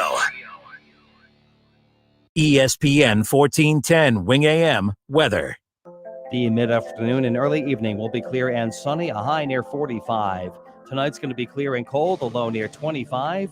And tomorrow's going to be clear and sunny, a high near 50. I'm Pete Spivak for 1410 ESPN Radio. Ohio, DraftKings Sportsbook is coming. To celebrate, all new customers will receive $200 in free bets. Plus, 5 lucky customers will win a $100,000 free bet. That's right. DraftKings Sportsbook is giving you $200 in free bets just for signing up today. No deposit required. Plus, you'll be entered to win a $100,000 free bet when you sign up. Download the DraftKings Sportsbook app and sign up with code WING1410 to get $200 in free bets to use once mobile sports betting hits Ohio. Plus, 5 customers will win a $100,000 free bet only at DraftKings Sportsbook with code WING1410. Gambling problem? Call 1-800-589-9966. 21 and up. Physically present in Ohio. Eligibility restrictions apply. See terms at DraftKings.com/sportsbook. Subject to regularity licensing requirements. 1 per customer. $200 issued as $825 free bets. No purchase necessary for sweepstakes. Void where prohibited. Ends first day. DraftKings is allowed to operate in Ohio. See terms at dkng.co/OH.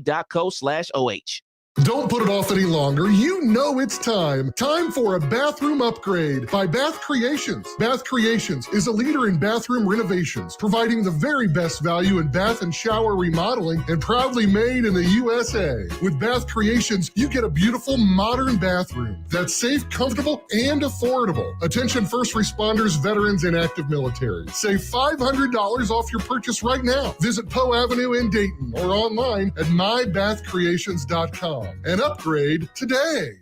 Want to get a $1,000 Visa card from your Medicare plan? At WellCare, our Medicare Advantage plans are simplified so you can enjoy all the great benefits you care about most. Like our WellCare Flex card, a preloaded debit card that gives you up to $1,000 to pay for extra dental, vision, or hearing expenses not covered by your plan. Like hearing aids, dentures, prescription glasses, co-pays, and more. It's just one more way WellCare is improving every aspect of Medicare to give you access to the top tier benefits you want most. Plus, a little extra. To learn more about WellCare, visit wellcareforoh.com today. That's wellcareforoh.com to enroll today. WellCare, it's Medicare done well. Benefits vary by plan. WellCare is the Medicare brand for Centene Corporation, an HMO, PPO, PFFS, PDP plan with a Medicare contract and is an approved Part D sponsor. Our DSNP plans have a contract with the state Medicaid program. Enrollment in our plans depends on contract renewal.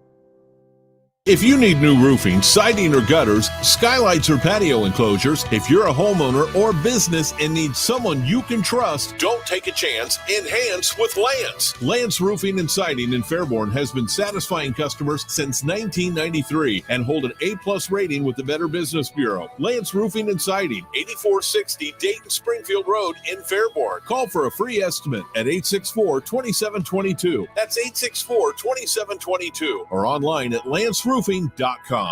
Have you heard? $5,000 sign-on bonus. That's right. My friends at Cordell Transportation are now hiring Class A CDL drivers for home daily dedicated lanes, no-touch freight with brand new equipment, and offering a $5,000 sign-on bonus paid over 18 months, paid orientation, company 401k. Plus, they're now hiring recent truck driving school graduates. Apply today. Online at CordellTransportation.com. Driven to succeed.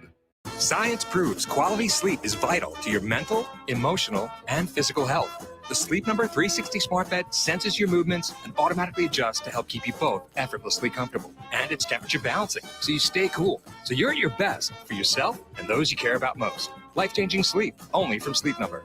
Don't miss our weekend special. Save 50% on the Sleep Number 360 limited edition smart bed plus special financing. Ends Monday. To learn more, go to sleepnumber.com. Special financing subject to credit approval. Minimum monthly payments required. See store for details. This holiday season, switch to Boost Mobile and get a single line unlimited plan for $25 a month and a partridge in a pear tree coverage on America's largest 5G networks. How about 7 swans of swimming? No, but if you're not satisfied within the first 30 days, Boost gives you your money back. Turtle doves, French hens? The lowest truly unlimited plan on the market. One line for $25 a month when you switch. I'll take it. Boost Mobile. Unleash your power. Limited time offer. New customers only. One line for $25 per month with autopay. Device must be returned in like new condition. Monthly service refunded via e-gift card. Additional restrictions apply. See your local Boost Mobile store for details. Hi, this is Mike Foley, your Montgomery County Clerk of Courts. I'd like to invite you to my new series called Connecting with the Community. On the third Tuesday of each month, I will be hosting a monthly discussion where citizens can come and learn more about different areas of local government. Connecting with the Community will be held at the new Employment Opportunity Center in the Westtown Shopping Center on West 3rd Street. On Tuesday, December 20th at 6 p.m., we will feature the court administrator from Montgomery County Domestic Relations Court. Brought to you by Mike Foley, your Montgomery County Clerk of Courts. Attention all business owners who rent or lease space, including storage space. Stop wasting your money paying someone else for your space. You can now save a ton of money and own your own building with the incredible Black Friday sale prices from General Steel. That's right, start saving money every month on renting space from others. Just call 888-74-STEEL to see how General Steel can help you save money. Our 50-year structural warranty buildings are custom designed for your needs and save you a ton of money.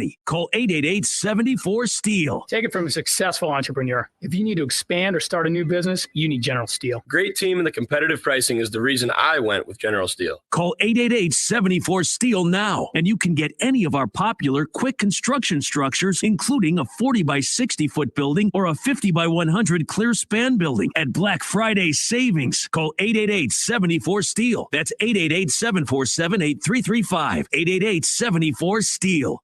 You want more local content from Dayton's ESPN radio station, 1410 Wing AM? Make sure you subscribe to the WING 1410 Dayton YouTube channel, where you can watch all your local shows live or go back and rewatch previous episodes of The Justin Kinner Show with Kev Nash, The Keith Byers Show, Talking Out Loud with Sully, and more.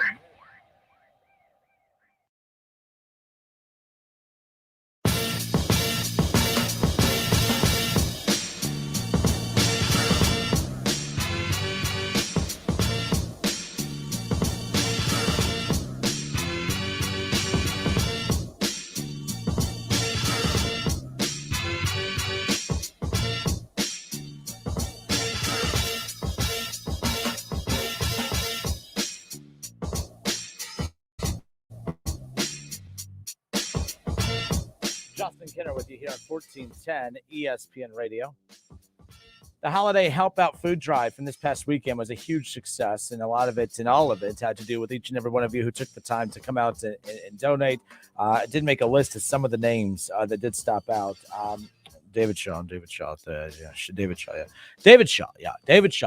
So David Shaw, thank you. I can't stand you today, but I appreciate your generosity. But no, in all seriousness, sports talk and sports, all that stuff aside, David Shaw, Mark Smith, Matthew Elder, Rolando. What up, Rolando? Let's see. Matt Sturgeon, appreciate you. My dude, Eric Wells, DJ Erickson, Derek Mining.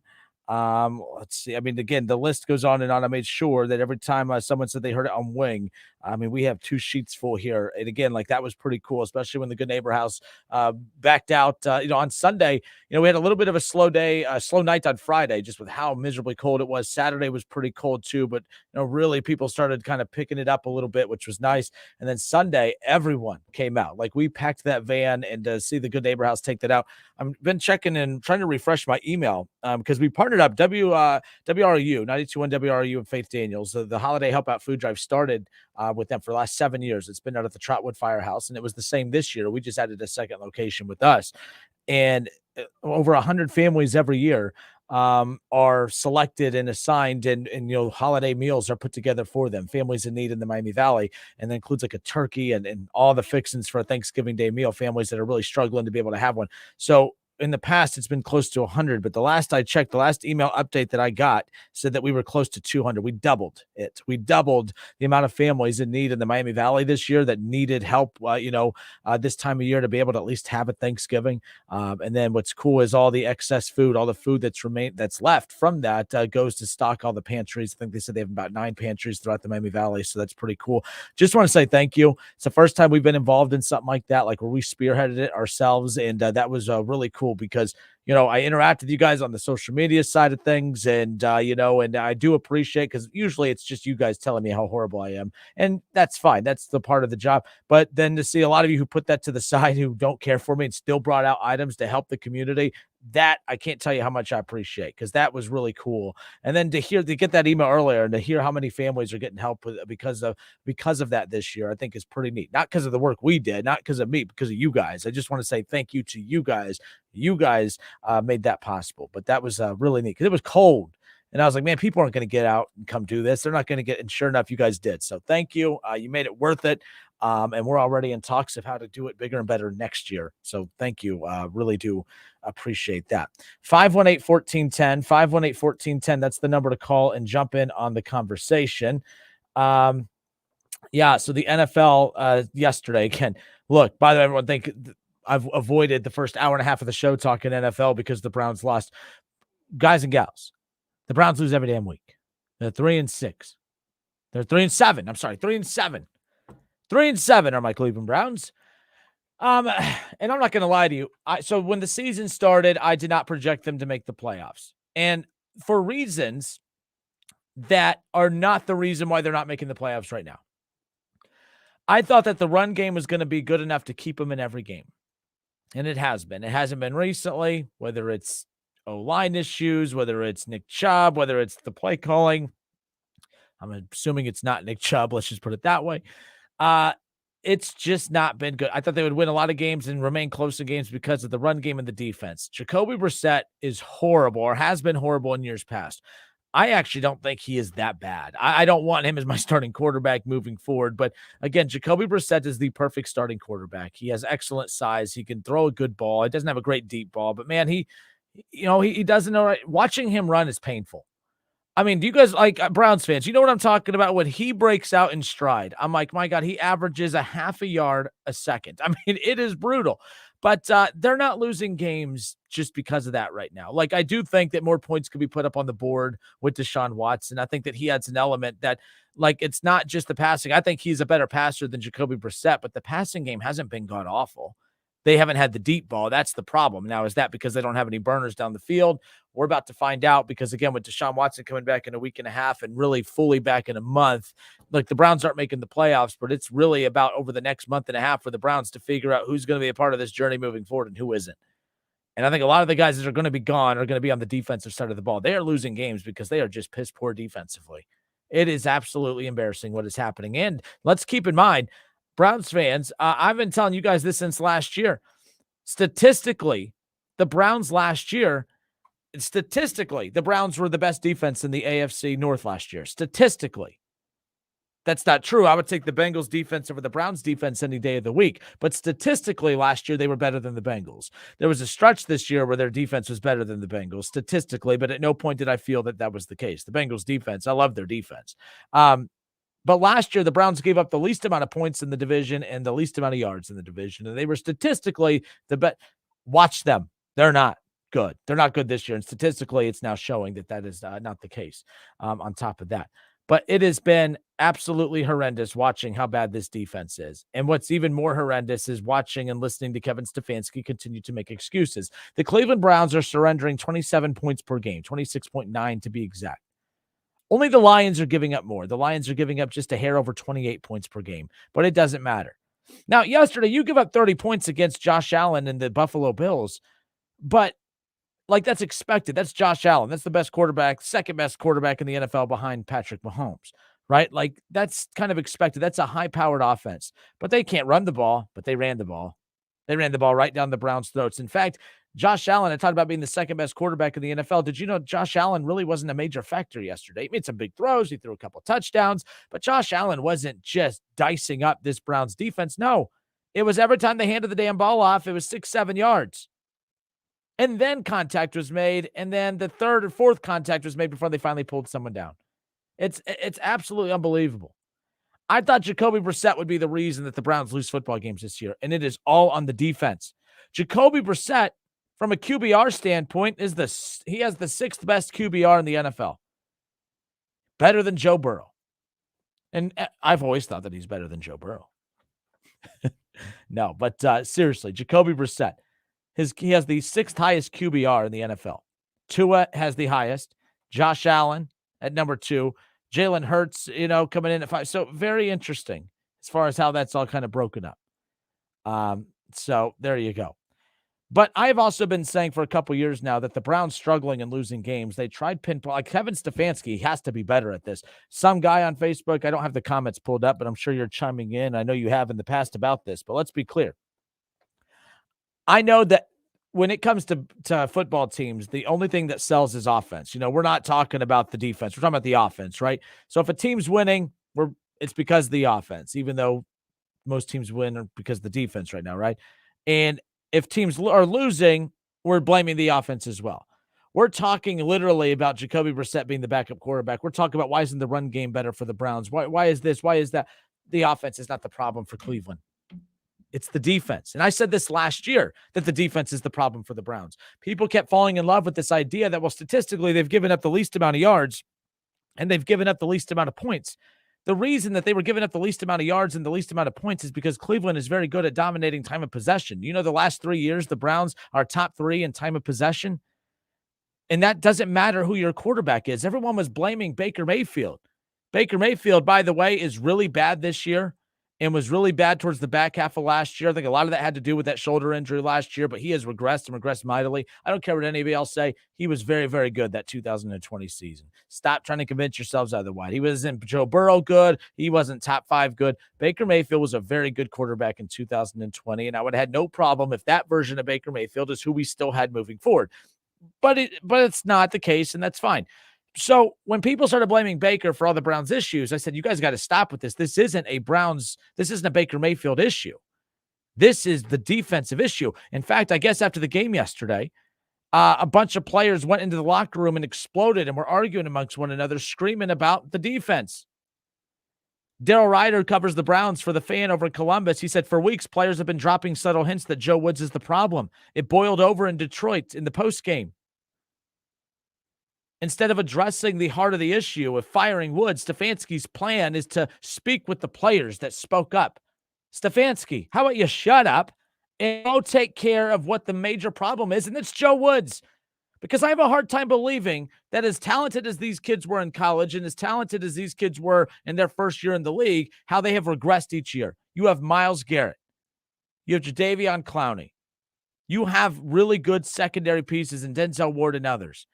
I understand the Lions are horrendous defensively. They're banged up. They're not healthy. I get why they're bad defensively. The Browns have no excuse. The Browns is the Browns. The Browns have been straight garbage. And the reason I'm blaming Kevin Stefanski is side of the ball. But as the head coach, every time you allow Joe Woods to show up employed, you are why your team is losing. You are responsible for that. I am sick and tired of the Cleveland Browns. Every time they get so close to figuring it out, they have to F it up because every single time Kevin Stefanski is just letting it happen. Kevin Stefanski has used scapegoat after scapegoat. The Browns have had tons of scapegoats over the years, but the defense is now officially the problem. This offense isn't bad. Jacoby Brissett's not bad. Deshaun Watson is not going to come fix the problems because the problems are not at quarterback. By the way, you're going to upgrade at quarterback. Deshaun Watson's way better than Jacoby Brissett. There's nothing wrong with upgrading at quarterback, but getting Deshaun back in a week and a half is not all of a sudden why the Browns are going to start winning football games. No, that just means now they're going to start losing games 40-35 instead of 30-24, whatever the hell it is. The Browns are not a good football team, and it's because of the defense. This offense is a very, very good offense. I like Amari Cooper. Donovan Peoples-Jones, like we haven't even been able to really talk about the emergence of some of these players. Like we knew it was going to be a breakout year. I thought Donovan Peoples-Jones would benefit mightily from playing with Deshaun Watson, but the fact that he has been able to show vast improvement with playing with Jacoby Brissett, imagine what he's going to be able to do with Deshaun Watson. But the Browns aren't able to maximize that. They're not able to maximize that because of the fact that every time the offense, and by the way, I'm so tired of them marching right down the field on the opening drive. It's like Kevin Stefanski had 5 plays in mind all week that they practiced. And once those 5 plays were mastered and those 5 plays were executed on the opening drive, how many weeks in a row have they scored first? They have to lead the league in opening score drives. I'm saying that without looking it up. I mean, remember against the Dolphins, we do the Sunday morning tailgate show at Frickers. The last 2 weeks, I always stay for the opening drive, visit with people, and then we bounce, whatever. But I watched the opening drive last week. They made it look easy. They just literally punched the Dolphins in the mouth. I'm like, all right, we're good. Not like we're good, we're going to win this game, but like, okay, good. The offense is feeling pretty good. The offense disappears the rest of the way. What happened yesterday? The Browns, they marched right down the field. They punched the Bills in the mouth. I'm like, man, that looked easy. This is great. They led 10-0. They trailed 13-10 at the half, and they looked like a JV football team the rest of the way. It's unacceptable. It's not okay. And it's getting old. So Kevin Stefanski was asked about if he would consider firing defensive coordinator Joe Woods during the season. His answer, my focus is on us getting better. You know what you could do with that coach's comment? You could shove it up where the sun don't shine, because I hate interviewing coaches. Talking to coaches is the stupidest thing in the world. I love interviewing high school coaches because you can hear the joy and just the genuine love of the game that they have in their voices, right? But college coaches, it's a waste of time. It's a waste of time. Honest to God. Have you ever heard a coach's interview and got anything out of it? I am amazed when we get our ratings book back and I see how well the Ryan Day Coaches Show does. I'm amazed. I can't believe that's how popular Ohio State is. The Coaches Show generates such a great rating, and I'm like, how? They don't tell you anything. Ryan Day has a boring voice. He doesn't tell you a damn thing. Hey, can you give us an update on Jackson Smith and Jigba? Oh, we're hoping to get him back. Can you elaborate, sir? That's all I could say at this time. Wow. Riveting stuff. Thank you, sir. Like, come on. Like, I'm tired of it. Kevin Stefanski, my focus is on getting better. How can you say that your focus is on getting better every day that you let Joe Woods remain employed? Every morning that Joe Woods wakes up and is employed by the Browns, that is totally going against everything that Kevin Stefanski has said about his focus is on us getting better. Stop it. No, it's not. No, it's not. You cannot continue to let people not do their job to the point that it is costing you games and money and playoff opportunities and the locker room and everything. Like right now, we just saw it start to boil over in the postgame yesterday for the Browns, and Stefanski said he's going to handle it with those players. What does that mean, handle it? You're going to tell them, hey, guys, let's keep it in-house. If you have an issue, come to me with it. Then they'll go to him with it, and guess who's going to start walking into the, to the locker room the next day? Joe Woods with his crap-ass defensive scheme that doesn't do a damn thing. I am so ticked off right now because the Browns should be losing because of their offense, and they're losing because of their defense, and that's the problem I have. Jacoby Brissett has been way better than I anticipated him being this year, and the Browns have not been able to maximize it. Nick Chubb, up until the last 2 weeks, has been the best running back in the National Football League this season. They haven't been able to maximize that. Amari Cooper is like a legitimate number one. He's very good and has been very good for Cleveland this year. Donovan Peoples-Jones has emerged. He's been very, very good this year. The Browns haven't been able to maximize it because this defense is freaking embarrassing. I'm sorry, but I'm not look, I have to put out the disclaimer because you guys like to jump on it, but Deshaun Watson is a horrible human being. Get it. But I should be excited about Deshaun Watson, the quarterback. I mean, let's be clear, Bengals fans. You got Joe Burrow now. That is that's awesome. All right, you have a franchise quarterback. You have a very, very good quarterback that you know is going to be winning you games for the next 10 plus years, hopefully, right? That's a great feeling to have. But rewind to 2019 before you even knew that Joe Burrow was going to be possible for you. If you knew that you had a quarterback coming that was going to just totally open up everything for you from an offensive standpoint, you would be pretty jacked too, right? Yes, Deshaun, he's a bum. I think it's gross, everything he's involved in. But you know what? Having, all of a sudden putting on your moral cape for the situation isn't going to erase the fact that he's still going to be your quarterback every Sunday. So from a quarterback perspective, this dude, yes, is going to open up a lot. he's going to maximize the use of Amari Cooper and Donovan Peoples-Jones, and they're going to be able to, obviously enhance the run game. The offensive line needs to get healthy, but it doesn't matter. Deshaun Watson coming back means nothing.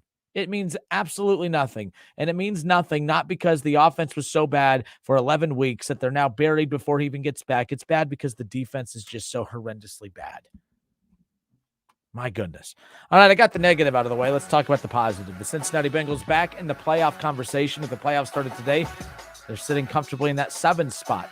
In fact, the Colts last week, that was the team that I kept saying, hey, of the teams that aren't in the playoff conversation now, which team has the best chance of being a playoff contender moving forward? I didn't think the Bengals because without Jamar Chase, Joe Burrow has looked really bad. I don't think I was that far off in saying that, right? And the Bengals schedule also led me to believe that. I thought the Colts, who got that big win with Jeff Saturday in week 1, I thought they were going to run with that momentum. Jonathan Taylor and Matt Ryan and, that offensive line and the great defensive pieces they had coming into the year. I thought the Colts would be that team. The Colts lost yesterday and the Bengals won. And this is why the Bengals are proof. And think of this during the break. The Bengals are proof that a win is not just a win. There is a win that puts, a little mark in the win category of the win-loss record. But then there's a win like yesterday that makes you believe everything is going to be all right. And maybe, just maybe, things are going to be all right for the Cincinnati Bengals. We'll talk about that next.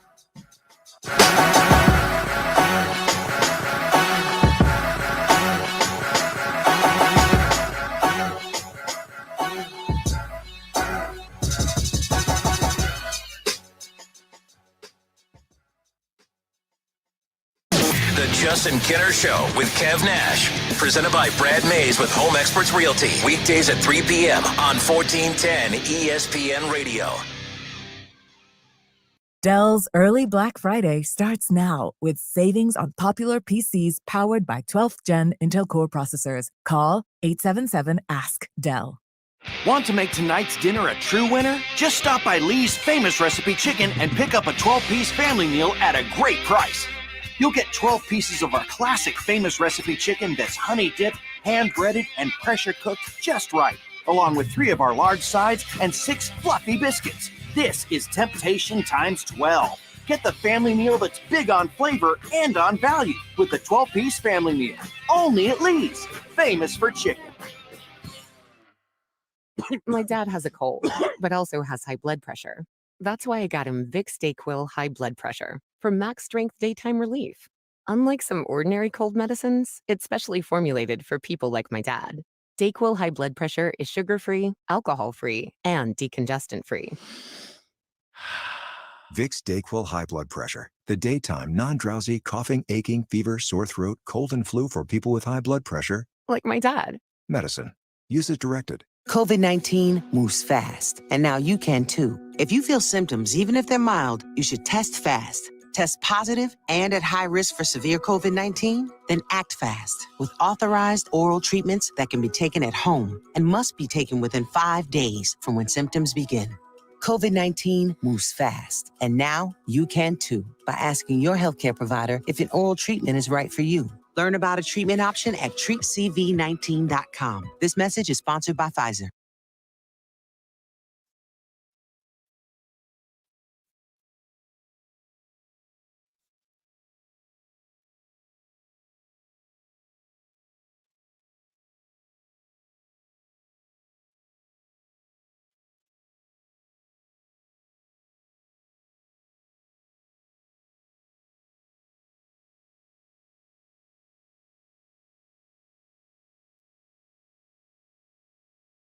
Listen to this station anytime, anywhere on Odyssey. Odyssey is your new audio home for all the music, news, sports, and podcasts that matter to you. Odyssey. That's AUDACY. You think buckling up is a personal choice? That it doesn't hurt anyone else? You would be wrong. Your choice could shatter the lives of your family, friends, and everyone you know. That's why we enforce seatbelt laws, to save lives. Think about that every time you drive. Buckling up isn't just a good idea, it's a choice between surviving a crash or not. Make sure you and everyone in the vehicle buckles up every time. Click it or ticket. Paid for by the National Highway Traffic Safety Administration. There's never any FOMO with the iHeartRadio app. You won't ever have to miss out on your favorite shows and contests with this radio station again. Radio 24/7, 365. We're here when you want us. Stay connected and listen anywhere when you download the free iHeartRadio app.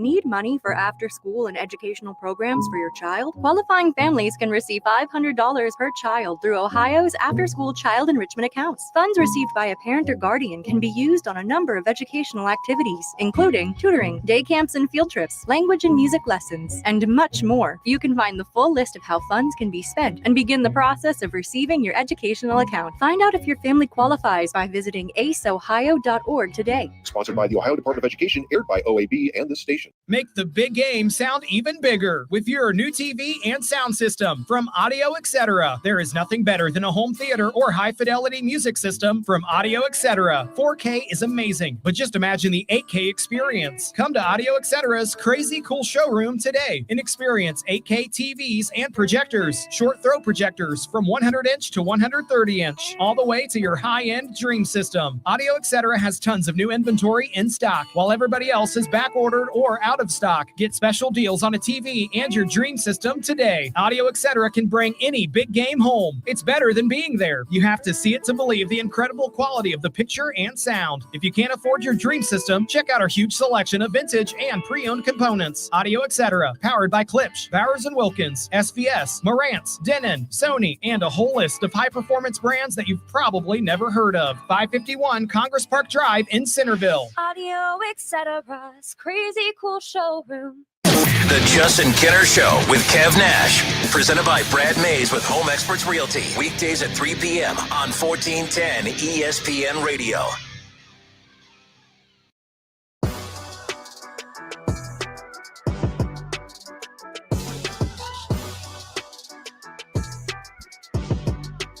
We got the Buckeye Roundtable coming up here immediately following the show, right at 6 o'clock.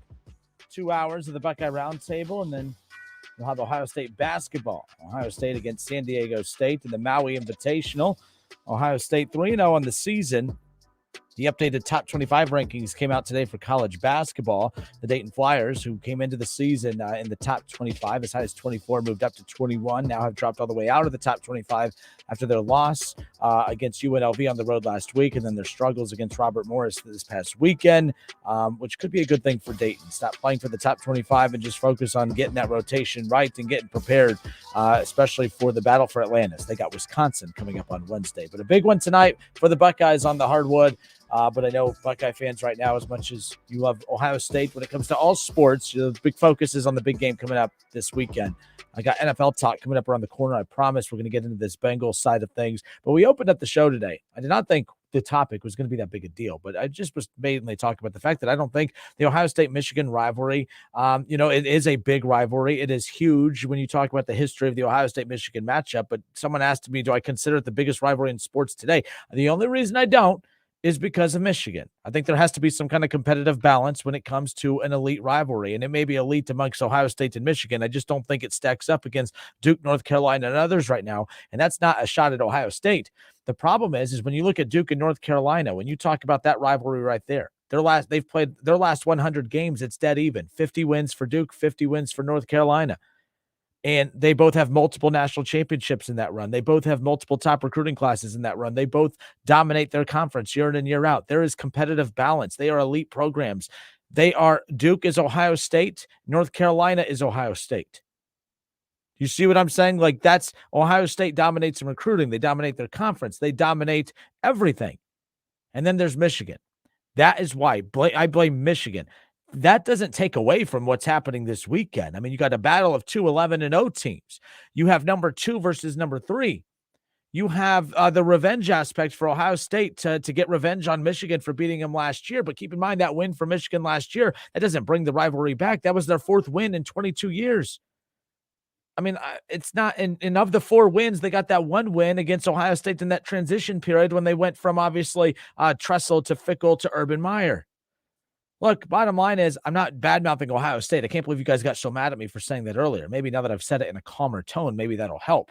But be mad at Michigan.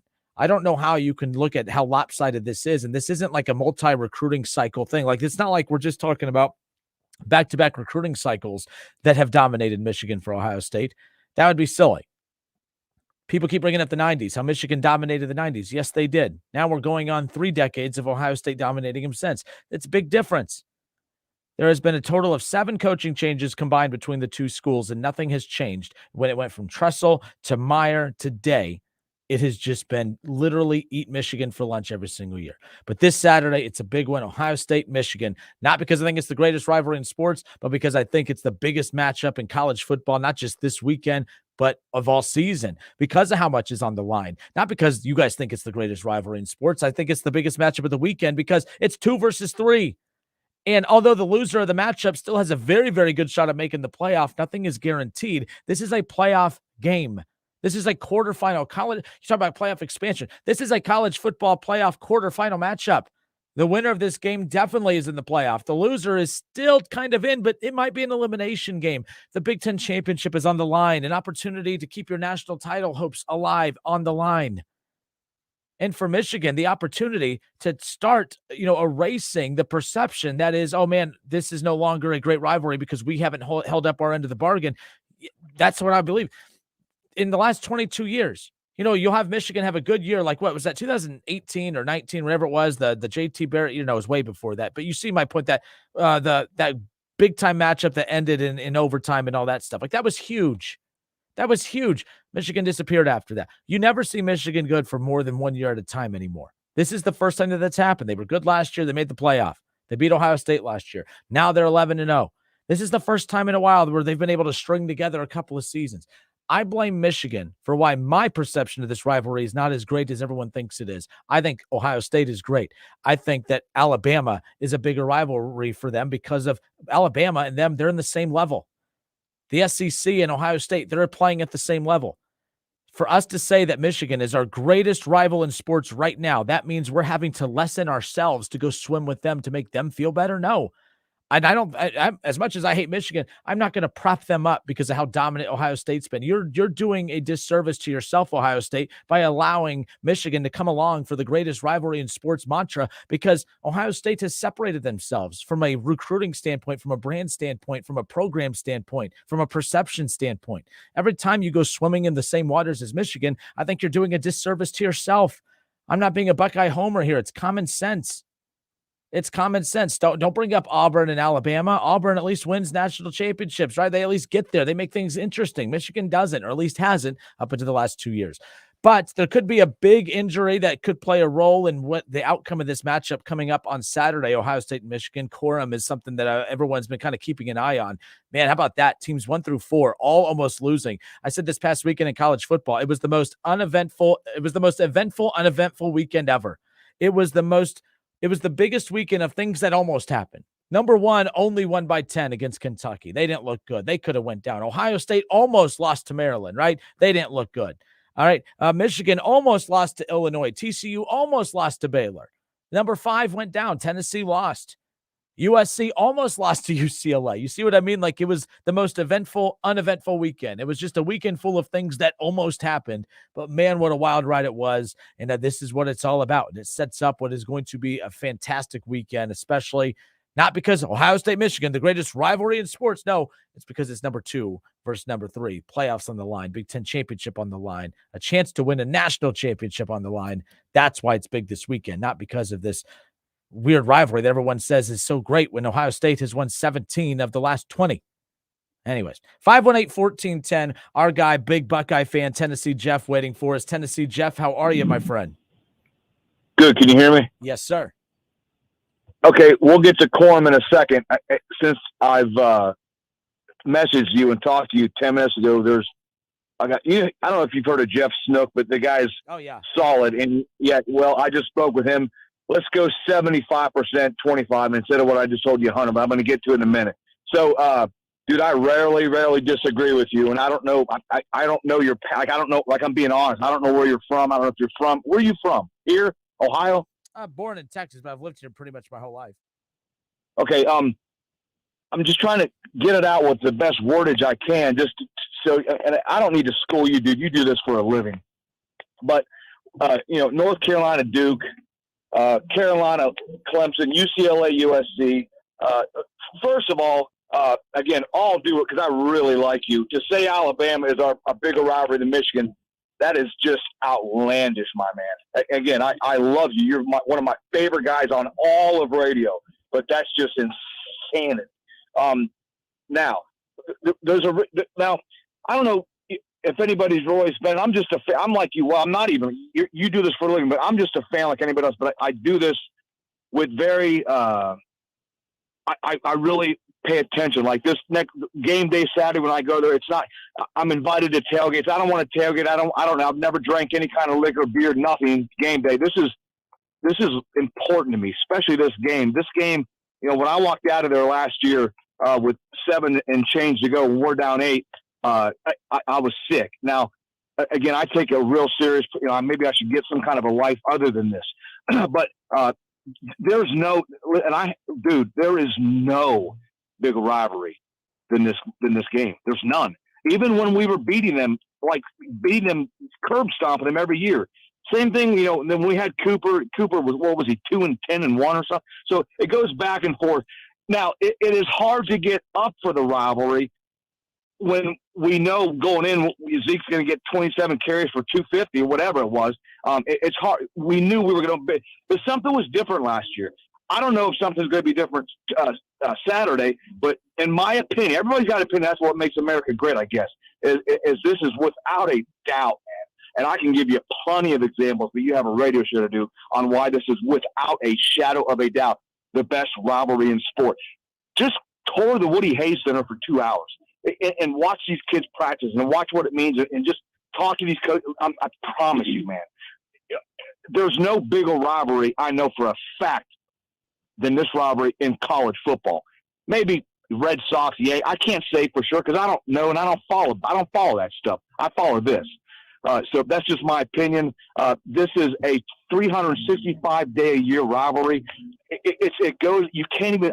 I can't even put into words what this game means. Saturday being Senior Day, chance to win the East, chance to go to the Big Ten title in Indianapolis next week. You know what's on the line. Everything's now. Is it always on the line like this? Absolutely not. It's not.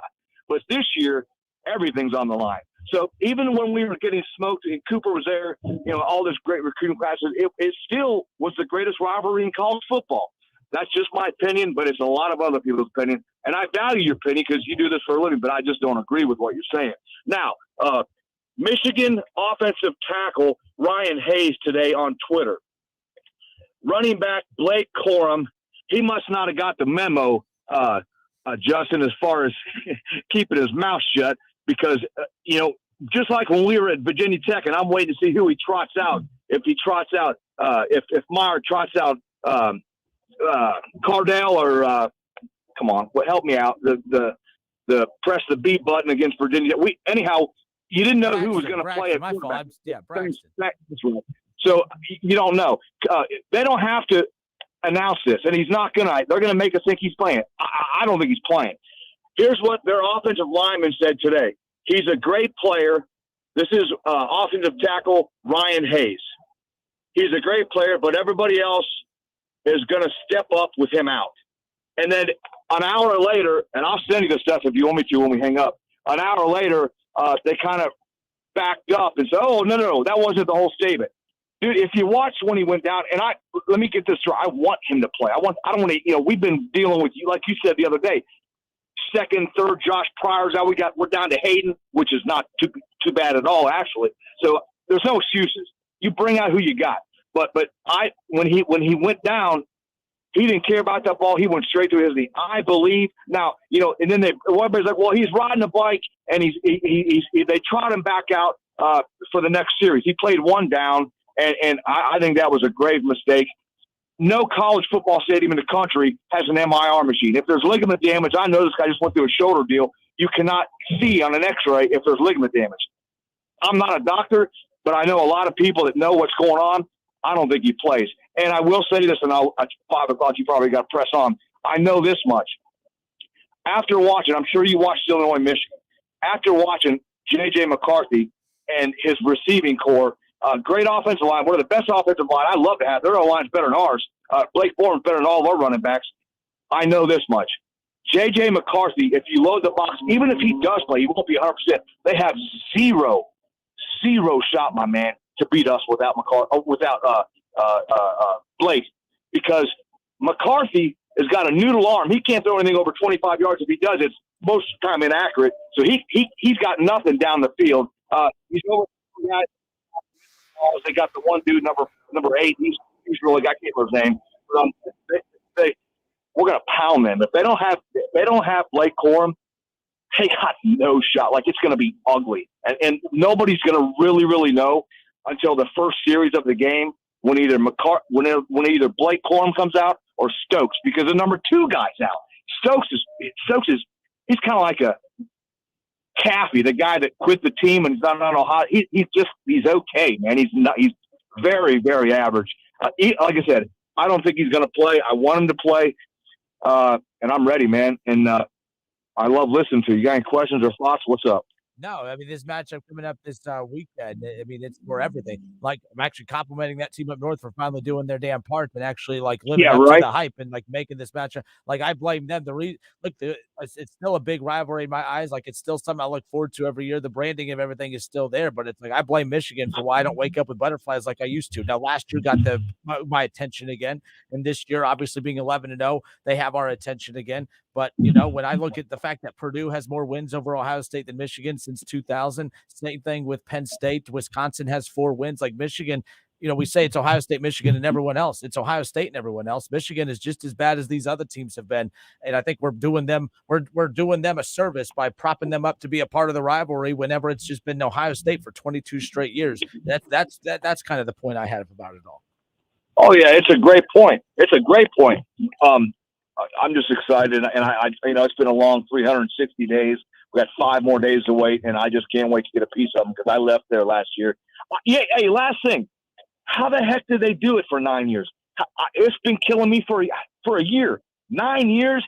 How do you go? Like, I guess that's when you do say, well, they're not really our rival. It's Michigan State, because I've been going banana nut crazy, dude, for the last 300 some days. Like 9 years they went without beating us. I don't know how they did it, but I don't think they have a shot. I don't think Corum's playing. I think we stomp them by double digits. And that would be epic, and that would keep Ohio State right up there at the top with everyone else. Do you think the loser still has a chance to make the playoff this year? Okay, let me be really crystal about this. If they come into our house and beat us, we better damn well not make the playoffs, period. Close. Field goal. I'm homer, bro. Huh? My field goal.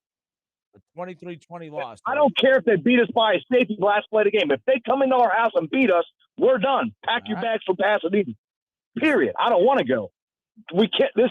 I don't care if it's by 1 point and that great kicker they have, it kicks a 66 yards. No, you got to beat them. Ryan, they cannot go on into the Cooper. Obviously, very, very early, but they'll start talking Cooper. That's how these people are. They don't really know what they're talking about. Got to beat them. We lose, we're out. If they lose by 3, fine, bring them back in. Let's beat them again. But if we lose, no way do I think we belong in the playoffs. None. You got to beat this team Saturday. Go Bucks, brother.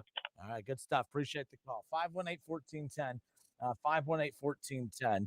Corum being out, that would be, obviously without that being actually confirmed, but things leaking on social media, teammates saying they'll be just fine without him, and tweets being taken down by teammates. I mean, just a very weird build to this already. Bottom line is, Corum or no Corum, Ohio State's better. Like, let's just stop it with this. From a quarterback standpoint to wide receivers, yes, even the run game, offensive line, I'll take it all. Michigan's defense is very good. But we've seen Ohio State go up against good defenses this season that we say, man, they didn't look very good, and then they still accidentally drop 40 on guys. Like, it is what it is. I'm not worried about that team up north. They're a cute little fun story. They're adorable. Thank you for playing. You should have taken the Vikings job, sir. But yeah, this is Ohio State's matchup to lose. And I don't think they're doing that. A 7.5-point favorite. There you go. We'll see what happens. Ohio State at the shoe. Noon kickoff. Ohio State, that team up north, coming up this weekend. Shaw continuing to get all up in his feelings. He said you use 100 matchups for Duke, North Carolina, yet you only go back 22 to support. I'm going back, like, using the last 100 matchups just because the fact that it shows like the 50-50 split. Even if I go back another 10 years, it's still Ohio State dominating it, even with Michigan dominating the 90s. Shaw, knock it off. You're a moron if you think that Michigan and Ohio State are on the same level. They're not. Michigan can win on Saturday. Michigan's still not on Ohio State's level. They're getting closer if they win on Saturday. No. Quit it. Stop trying to argue with me on every little tiny thing when you know I'm right. 22 years is a long time. That's 2 decades. We're already, I mean, my goodness, 2 decades. I don't know what else you want. 2 decades, Shaw, of pure dominance. Purdue has more wins against Ohio State in that same time period than your beloved Wolverines. Give me a break. We'll be right back.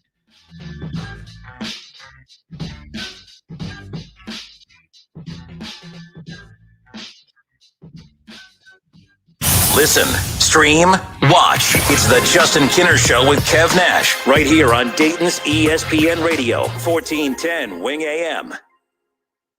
Hi, this is Eddie Sorrell, Service Manager at Germain Honda of Beaver Creek, recipient of Honda's President's Award. When your vehicle needs service, we make it convenient. Open 6 days a week, including all day Saturday. We also welcome same-day appointments and walk-ins as well. Our technicians are factory trained, and we offer a new state-of-the-art facility, clean waiting rooms, loaner cars, and free alignment checks as well. Ask for the $99.95 alignment special. Germain Honda of Beaver Creek, Route 35, just east of 675 between Xenia and Beaver Creek.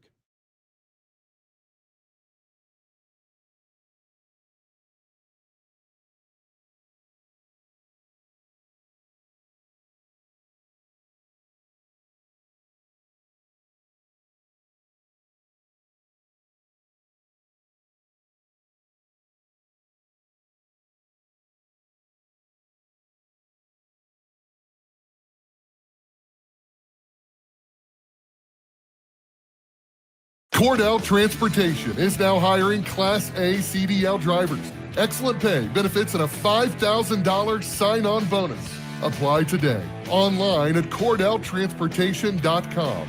Driven to succeed. For victims of drunk and drug driving, your grief is unique, but you are not alone. You always have a place at MAD. Call the 24-hour victim helpline at 877-MAD-HELP or visit mad.org. Dell's Black Friday event has arrived with select deals on top tech to power any passion. The savings start now with up to $400 off on select XPS and Alienware PCs powered by 12th Gen Intel Core processors. Don't forget, special pricing on the latest monitors, docks, and accessories, including free shipping on everything. Just call 877-ASK-DELL for Black Friday deals. That's 877-ASK-DELL. It's Black Friday all week at Staples with huge savings on HP Tech. This week, save $130 on the HP LaserJet Pro 4101 FDWE printer. Your printer is perfect for small businesses, delivering maximum productivity with blazing fast print speed for up to 10 users. And right now at Staples, save even more when you bundle an HP printer, PC, and monitor. The latest tech solutions are at Staples, the working and learning store. Offer good in-store and online. Ends 11/26. Did somebody say flatbreads? If you haven't already, you need to get to Twin Peaks and try out the new in-house made flatbreads, featuring 4 options, including the Hottie Jalapeno Popper, Hawaii 5-0, the Italian, and the OG Pepperoni. Ask your Twin Peaks girl for more details. And don't forget, no one does happy hour like Twin Peaks. Are you a fan of Twin Peaks? Sign up for the E-Club to stay up to date on all things Twin Peaks and score free stuff. Signing up is easy. Just visit TwinPeaksRestaurant.com/Peaks Club to get started today. At the United States Postal Service, we're here to deliver fast and reliable service to help you get holiday ready. We offer free package pickup and deliver free shipping supplies to your address. So whether you're in Garland, Texas, Rudolph, Wisconsin, or anywhere in between, we're making it easier for you to spread festive cheer this holiday season. USPS, delivering for America. For all your holiday needs, including info about free shipping supplies, free package pickup availability, and restrictions, go to USPS.com/holidays. There's no gift like Ancestry to bring you closer to family. So this holiday, Give your loved ones a chance to find a photo of great grandma as a little girl, or see grandpa's draft card signature up close, or even discover that your family came from somewhere unexpected. And with new features and helpful tools, it's easier than ever to share these moments with the people who matter most. Save on a gift from Ancestry.com during our holiday sale and bring the generations together. Do you or any of your family members, neighbors, or friends own a property that you just want to be done with it? If so, call TurboTrack Realty today for an all-cash offer at 614-470-2000, 614-470-2000. Would it be convenient for you to take what you wanted and leave the rest behind? Great, I'll buy it. Call 614-470-2000. That's 614-470-2000. Friday and Saturday only. Get select tire brands at manufacturer's cost, plus installation, and get a free alignment check. Only at AAA Tire and Auto Service. See store for details.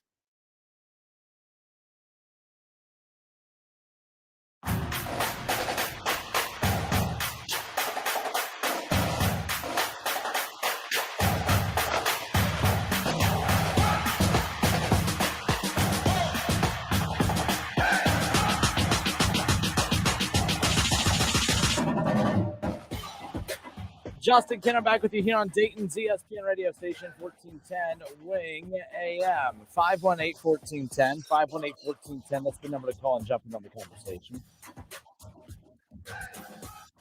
All right.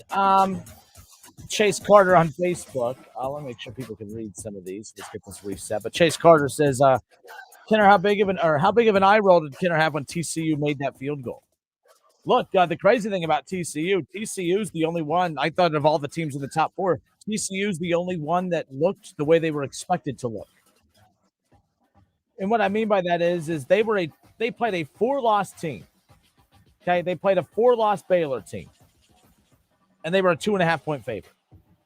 I said, how many teams in the top 5, in the top 10, no upper half SEC teams in Ohio State would have, if they were a 2.5-point favorite over a 4-loss team at this point of the season, they would have got destroyed by me especially and most national pundits out there because of the fact that, hey, you're trying to tell people you're elite, that you're one of the big boys, but you're only a 2.5-point favorite over a 4-loss team.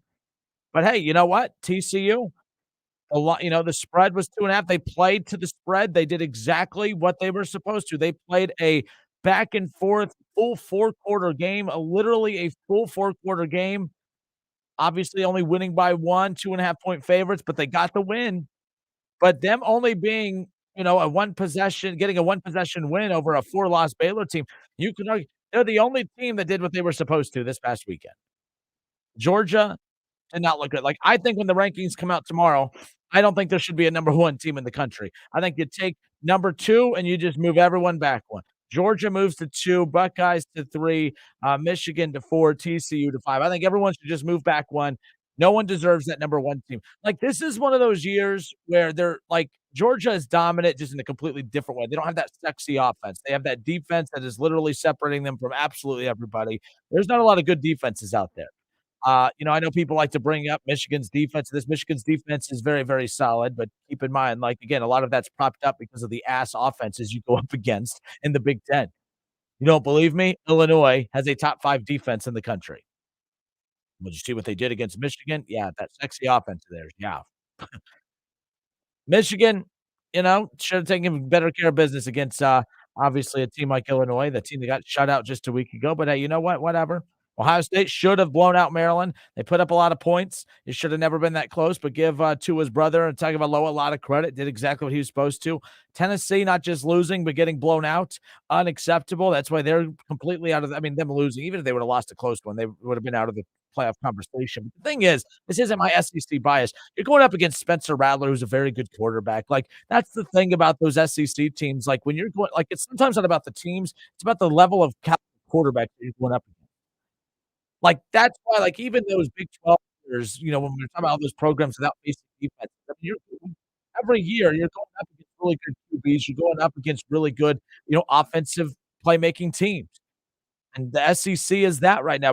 Look, I'm not trying to say that Tennessee's loss was acceptable. It wasn't. I'm just saying, You even see Ohio State. Ohio State's defense, I've been telling you, it's been propped up all season. Everyone's falling for it. I don't think Ohio State's defense is as good as you guys say it is. All right, they gave up 300-plus passing yards against Penn State, who's not a good passing football team. They gave up 240-plus yards total against Northwestern, who doesn't even average 200 total yards a game on the season. All right, then they let Tagovailoa absolutely dice them up left and right this past weekend. I don't think Ohio State's defense is as good as what you guys say it is, but we feel better about it because they go up against these embarrassingly bad offenses in the Big Ten, and then it props them up. Man, we have really good corners. Who they shutting down? Man, no quarterback's been able to have success against them this year. Who are the quarterbacks that they've played? Like, you know what I mean? I'm just saying, like, Ohio State, even in the Rose Bowl last year, it was a different defensive regime back then, but my goodness, that's where they had to change to Jim Knowles. But Jim Knowles has done a fantastic job. He has done exactly what he was supposed to, come improve the defense. He's improved the defense, but he hasn't improved it to the point to where it's gonna win a national championship, in my opinion. Now if they have to go up against Georgia, luckily Georgia's offense isn't like a juggernaut or anything, and Ohio State's offense should be able to if you think about the fact that Ohio State's defense is not that good, Georgia could still probably move the ball on it. Not as efficient as Ohio State can move on most teams, but Ohio State's offense will be efficient against Georgia's defense. It won't dominate Georgia's defense, but they'll put up points. They're going to put up close to 30. They're going to have to work for it. But can Georgia, I think it's going to be a close one. If Georgia and Ohio State play in the national championship game, which those are the two best teams in the country, I don't even think it's close. That's going to be interesting. Michigan's defense makes them interesting, but I think Michigan's defense is kind of a little propped up right now. Who they played? Their numbers are all just kind of ballooned a little bit. Like, I'm not a believer yet in anything in the Big Ten because you don't play anybody. That matters. Playing somebody matters. But the only difference between Ohio State and Michigan, there's a lot. But for Ohio State, I don't need to see them play somebody to know that they are somebody. That's the difference. Michigan, I need to see it because I haven't seen it yet. And they almost lost to Illinois last week. Oofa. The Justin Kinner Show with Kev Nash here on 1410 ESPN Radio. Kev Nash comes back tomorrow. Spent a lot of time talking about the Ohio State-Michigan rivalry. How about them Bengals? I promise I'm getting to the Bengals. I'll get to them coming up in just a moment. But no, Chase, I didn't roll my eyes when TCU won because, it is what it is. I was hoping, look, I thought Michigan and TCU were about to lose. Can you guys imagine the chaos? Like, you guys would have been furious if Michigan and TCU would have lost this past weekend. Can you imagine the chaos that would have ensued? LSU would be in the top 4 right now if Michigan and LSU, or if Michigan and TCU would have dropped. And then Alabama would have been probably moved all the way up to 5, and USC would have been at 3 or 4. Like, that's kind of what we're talking. Like, those final plays, Michigan's field goal and TCU's field goal was the difference between 4 SEC teams for 3 spots. Like, isn't that crazy how chaotic things could have been? That's why I said this past weekend was the most chaotic, unchaotic weekend. It was a weekend full of things that almost happened, but they didn't. All right. But yes, the rivalry, Ohio State, Michigan coming up noon kick on Saturday. And talking about the fact that I don't believe it's a rivalry. You look at the fact that, it's just, I don't think I need to go into it again. Right. I think we kind of all agree, except this guy. What up, Shaw? What do you want? Why do you got to be a tool every single time? Hey, we're going to do the name calling thing. You said you were an adult earlier. You said you were an adult. You said you were an adult, and then why you got to be a tool? You want to name call me for the last 2.5 hours? What name did I call you? Oh, I'm a baby. I'm soft. I don't have a high school diploma. I have a GED. Shall I continue counting the ways? You didn't have a GED. You told me that I had a GED. We're going to talk sports, or you're going to keep crying? Come on, let's go. We're talking sports. Come on. Oh, because I'm calling you out now. We have to. You can call me out. I get called out all the time. That really, I'm not a.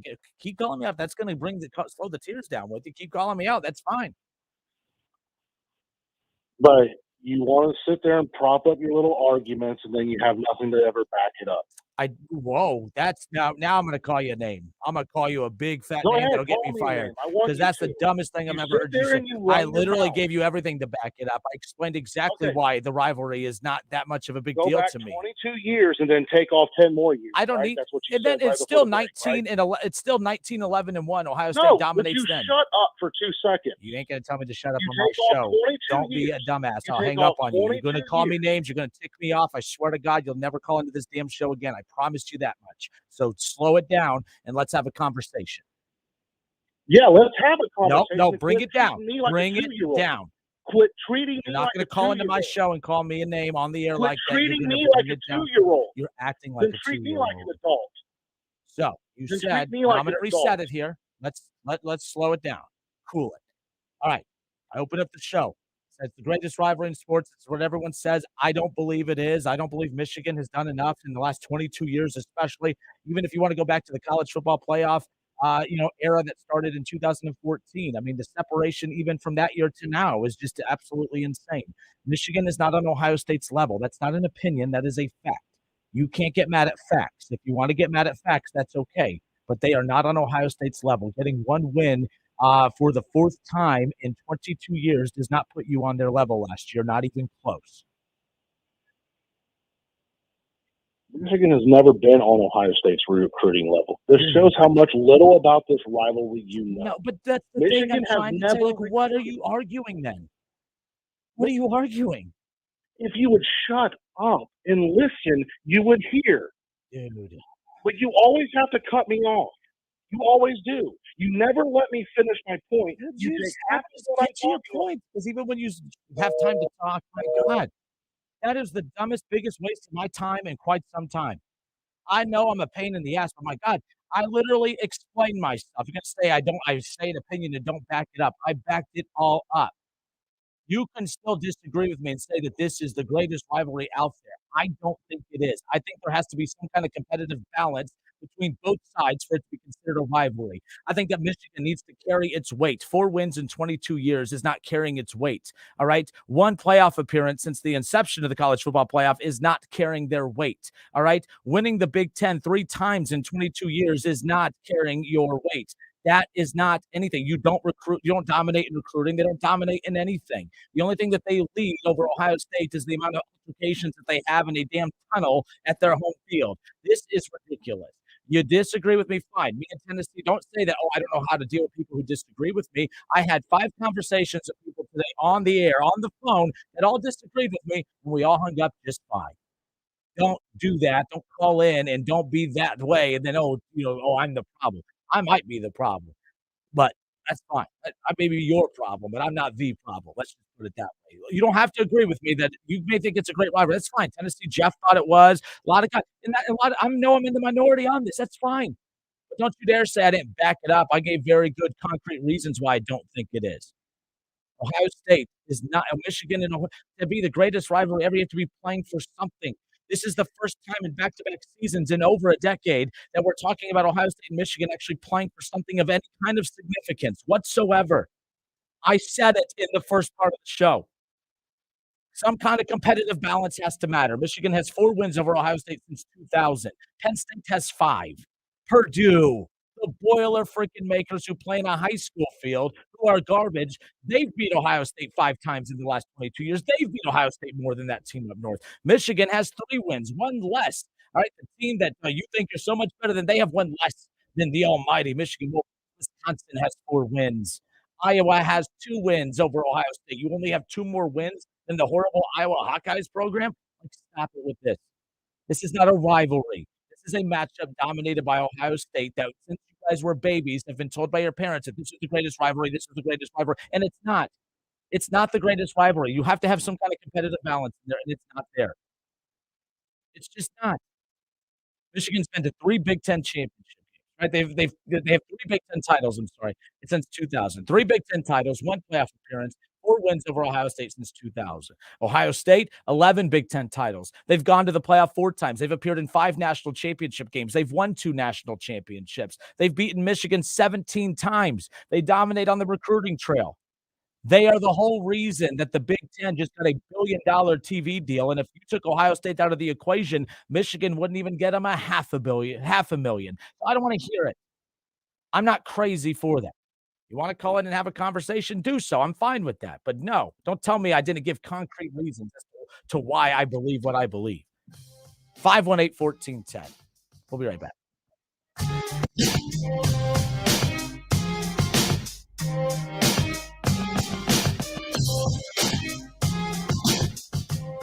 The Justin Kinner Show with Kev Nash. Presented by Brad Mays with Home Experts Realty. Weekdays at 3 p.m. on 1410 ESPN Radio. ESPN 1410 Wing AM weather. The mid-afternoon and early evening will be clear and sunny, a high near 45. Tonight's going to be clear and cold, a low near 25. And tomorrow's going to be clear and sunny, a high near 50. I'm Pete Spivak for 1410 ESPN Radio. Weather is brought to you by Cullet Propane. 98% of their customers recommend Cullet. If you wouldn't recommend your current supplier, check them out at culletpropane.com. Germain Honda Beaver Creek is your local Honda dealer. If you've been waiting to buy, now is the time. 2022 Honda Pilots with financing as low as 1.9%, 2022 Honda Passports and 2023 Ridgeline with financing as low as 2.9%, and all in stock for immediate delivery. We will save you money today. See me, Sales Manager Jason High, for all the details. We're located Route 35, just east of 675 between Xenia and Beaver Creek. Germain Honda Beaver Creek. The right car, the right price, the right way. I hope to see you soon. Get in zone, AutoZone. Welcome to AutoZone. What are you working on today? Starting trouble. No one likes that. We'll get you set up for some stronger starts. You might just need a fresh charge, and we'll take care of that free of charge. But if it is time for a new battery, we've got replacement batteries that'll fit your needs, starting at just $69.99. You can learn more about our battery selection at AutoZone.com. That's what makes us America's #1 battery destination. Get in zone, AutoZone. Claim based on data from the NPD Group 2021. Hi, my name is Jackie, and a little thing that I love about the Chick-fil-A peppermint chip milkshake is the whipped cream and the cherry on top. It's like a little bow on top of this great present of peppermint chip goodness. It tastes like the holidays. Hey, my name is Chandler, and a little thing I love about the Chick-fil-A peppermint chip milkshake is the little pieces of the peppermint that you get. For me, no milkshake is topping the peppermint chip milkshake. Order a Chick-fil-A peppermint chip milkshake on the Chick-fil-A app today. Available for a limited time. Real customers need the testimonials. Listen to this station anytime, anywhere on Odyssey. Odyssey is your new audio home for all the music, news, sports, and podcasts that matter to you. Odyssey. That's AUDACY. You think buckling up is a personal choice, that it doesn't hurt anyone else? You would be wrong. Your choice could shatter the lives of your family, friends, and everyone you know. That's why we enforce seatbelt laws, to save lives. Think about that every time you drive. Buckling up isn't just a good idea, it's a choice between surviving a crash or not. Make sure you and everyone in the vehicle buckles up every time. Click it or ticket. Paid for by the National Highway Traffic Safety Administration. Buckeye football season is back. That means tailgating and parties for the big game. You need the Lee's famous recipe Buckeye Bucket. It comes with 25 pieces of the delicious jumbo breast strips, only $44.99. Of course, you can add a few of their famous country fried items, buttermilk biscuits, gallons of fresh brewed Lee's iced tea, and lemonade. You have the perfect recipe for tailgate or watch parties. Cheer on the Buckeyes this weekend with a Buckeye Bucket. Order today.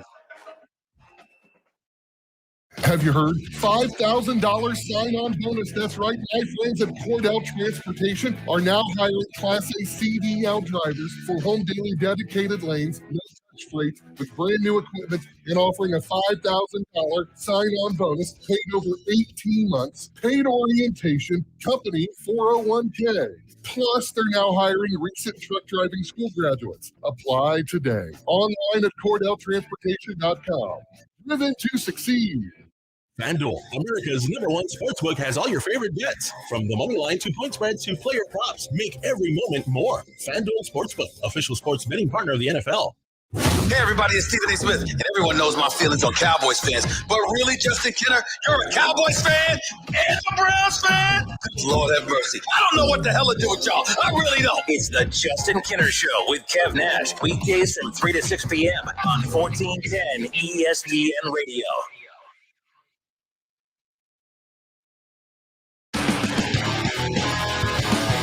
And we are back. Justin Kenner with you here on Dayton's ESPN radio station, 1410 Wing AM. All right. Get to the calls back in just a second. Just catching up on some of your notes, messages into the show. Shaw has the power to make me disagree with him, even when I disagree with everything Kenner says, except for when Shaw argues against it. Even when I agree with Shaw, I agree with Kenner, and that's how much I can't stand Shaw. Thank you. Nick just sent this into the show. No, Sean, look, I don't care. You don't have to agree with me. I'm not getting mad at people who don't have the same opinion as me. He just had to call in and start blowing me up because I have an opinion that's different than him. I took 5 different calls earlier throughout the show that all disagreed with me. We all got through the conversation without name calling and having to yell and hang up and do all this other stuff. Sean, grow up, dude. Okay. I get it. I'd be embarrassed too if the team I followed was dominated and only had 4 wins in 22 years. I respect your style. Having to go back into the night. Oh, well, let's go into the 90s to talk about even if you include the dominance of Michigan in the 90s, it still puts Ohio State at 19-11 and 1. I don't know really what you want me to say. 19-11 and 1. There was a tie, you know. I mean, it looked better 19-11 to 1. I mean, there's only 8 more wins. I mean, I guess it does help you. Yeah. Anyway, everything's cyclical. You know, there will be a stretch coming up where possibly Michigan dominates Ohio State. And then those will be facts. Just like it's a fact that Ohio State dominated for 2 decades. That's not my opinion. That's just the reality of it. The rivalry could come back in my eyes. The rivalry's still there because I'm outnumbered. I get it. More of you agree that it is still an elite rivalry than I do believe that. I don't believe it. You guys do. That's okay. But, you know, the whole way that this whole sports talk radio show thing is, they have an opinion, and then I'm paid, you know, to come on here and give compelling opinions, to give my opinion, and then let that open the door for conversation, and that's what's happening. And some people talk, people yell. Let's see what my guy Tyrell is going to do. Tyrell, are we yelling? We name calling? What are we doing here? What are we doing here? No, none of that. None of that name calling. We're not going to yell. That's boring. No, but I'm just joking. You got a hot call last one, so I'm not going to give you 2 in a row. I will say, I agree with you. Okay, listen, I'm a Michigan fan. I've been a Michigan fan for years. The rivalry ended in 2006. Number 1, number 2, we lost by 3. Ever since then, Rich Rodriguez became head coach. It's been downhill. The rivalry hasn't been the same. Me personally, I've been desensitized to the rivalry just because we've lost so many times. At this point, I expect to lose to Ohio State, and that's unfortunate. You know, we're now just at the point where we're just now winning 10 games, winning 11 games. I really feel like the only way Ohio State fans are going to take Michigan fans seriously is if we beat you 2 years in a row. Like, we beat you on Saturday. Next week, will you take us more seriously, or will you still say Michigan still needs to prove something? I'm curious on that. No, so this is what I said. So last year, the reason I think that this year is so important for Michigan is because, like last year, it was they had 1 loss heading into the matchup. They beat Ohio State to get to the playoff. Like, now Michigan is representing the Big Ten. Now Michigan looks like they're one of the guys, you know, carrying the Big Ten, right? Like, that's absolutely important. You do that 1 year, but you do that for 1 year. You know, we've seen Michigan State do that. You know, we see it, but now they're right back at it again. Now they're right back here. This is 2 versus 3. This is the back-to-back years where Michigan is right here in the hunt of things. Where now Ohio State, Michigan, the reason it matters is because they're both playing for the same thing. I don't get into the whole. I guess we're competing for bragging rights and stuff. I feel like rivalries that have to resort to that, they're not playing for anything of significance then, because you should be playing for championships. And now Michigan, like they're playing for a Big Ten championship now. They're playing for a college football playoff appearance, a national title appearance. That matters. So you get a couple of these years strung together. Now my vibe's going to change. It's all cyclical. Right now, we hopefully are coming out of a cycle that has just been so dominated by Ohio State for 2 decades that I don't get all hot and bothered by it. Now maybe I might change. This is a big one on Saturday. I'm jacked for it. Michigan and Ohio State should always be for the Big Ten title. In my opinion, it should never be for the eliminator. You know what I mean? I just feel like Michigan and Ohio State, the Big Ten is good when we both are good. The rivalry means something when you guys can win 10, 11 games, but every year you use Michigan. That's the one loss that you need. You know, we need to turn you guys to the next. We need to turn Ryan Day, like I said. I posted on your on the chat. We need to turn you guys to the next. Turn Ryan Day to the next John Cooper. You guys can win 10, 11 games every single year, which that one loss you're gonna have to Michigan, and then then you guys will feel it. And until, like I said, until we win, I think we'll win on Saturday. I'm really hoping we win. If we win on the road, I really feel like that's a big statement for our program that we are back. We have winning at home is easy. Yeah, I mean, I get it. No game is easy, but it's easier. It's easier at home than it is on the road. We go into Ohio State Stadium and we win convincingly on Saturday. I truly believe that the rivalry is back. Michigan is back, and Ohio State fans have to take it seriously. But I'm going to get off here, man. I appreciate it. Hey, Tyrell, thank you. And you know what's interesting is, and I've been critical of this idea. Like, I guess I roll my eyes, and this is again where I'm in the minority when it comes to it. I roll my eyes at this idea that the only game that matters is this game. Like, I think that's a dangerous precedent to set, that no other games matter, no other teams matter. That for Ohio State, the only team that matters is Michigan, and for Michigan, the only team that matters is Ohio State.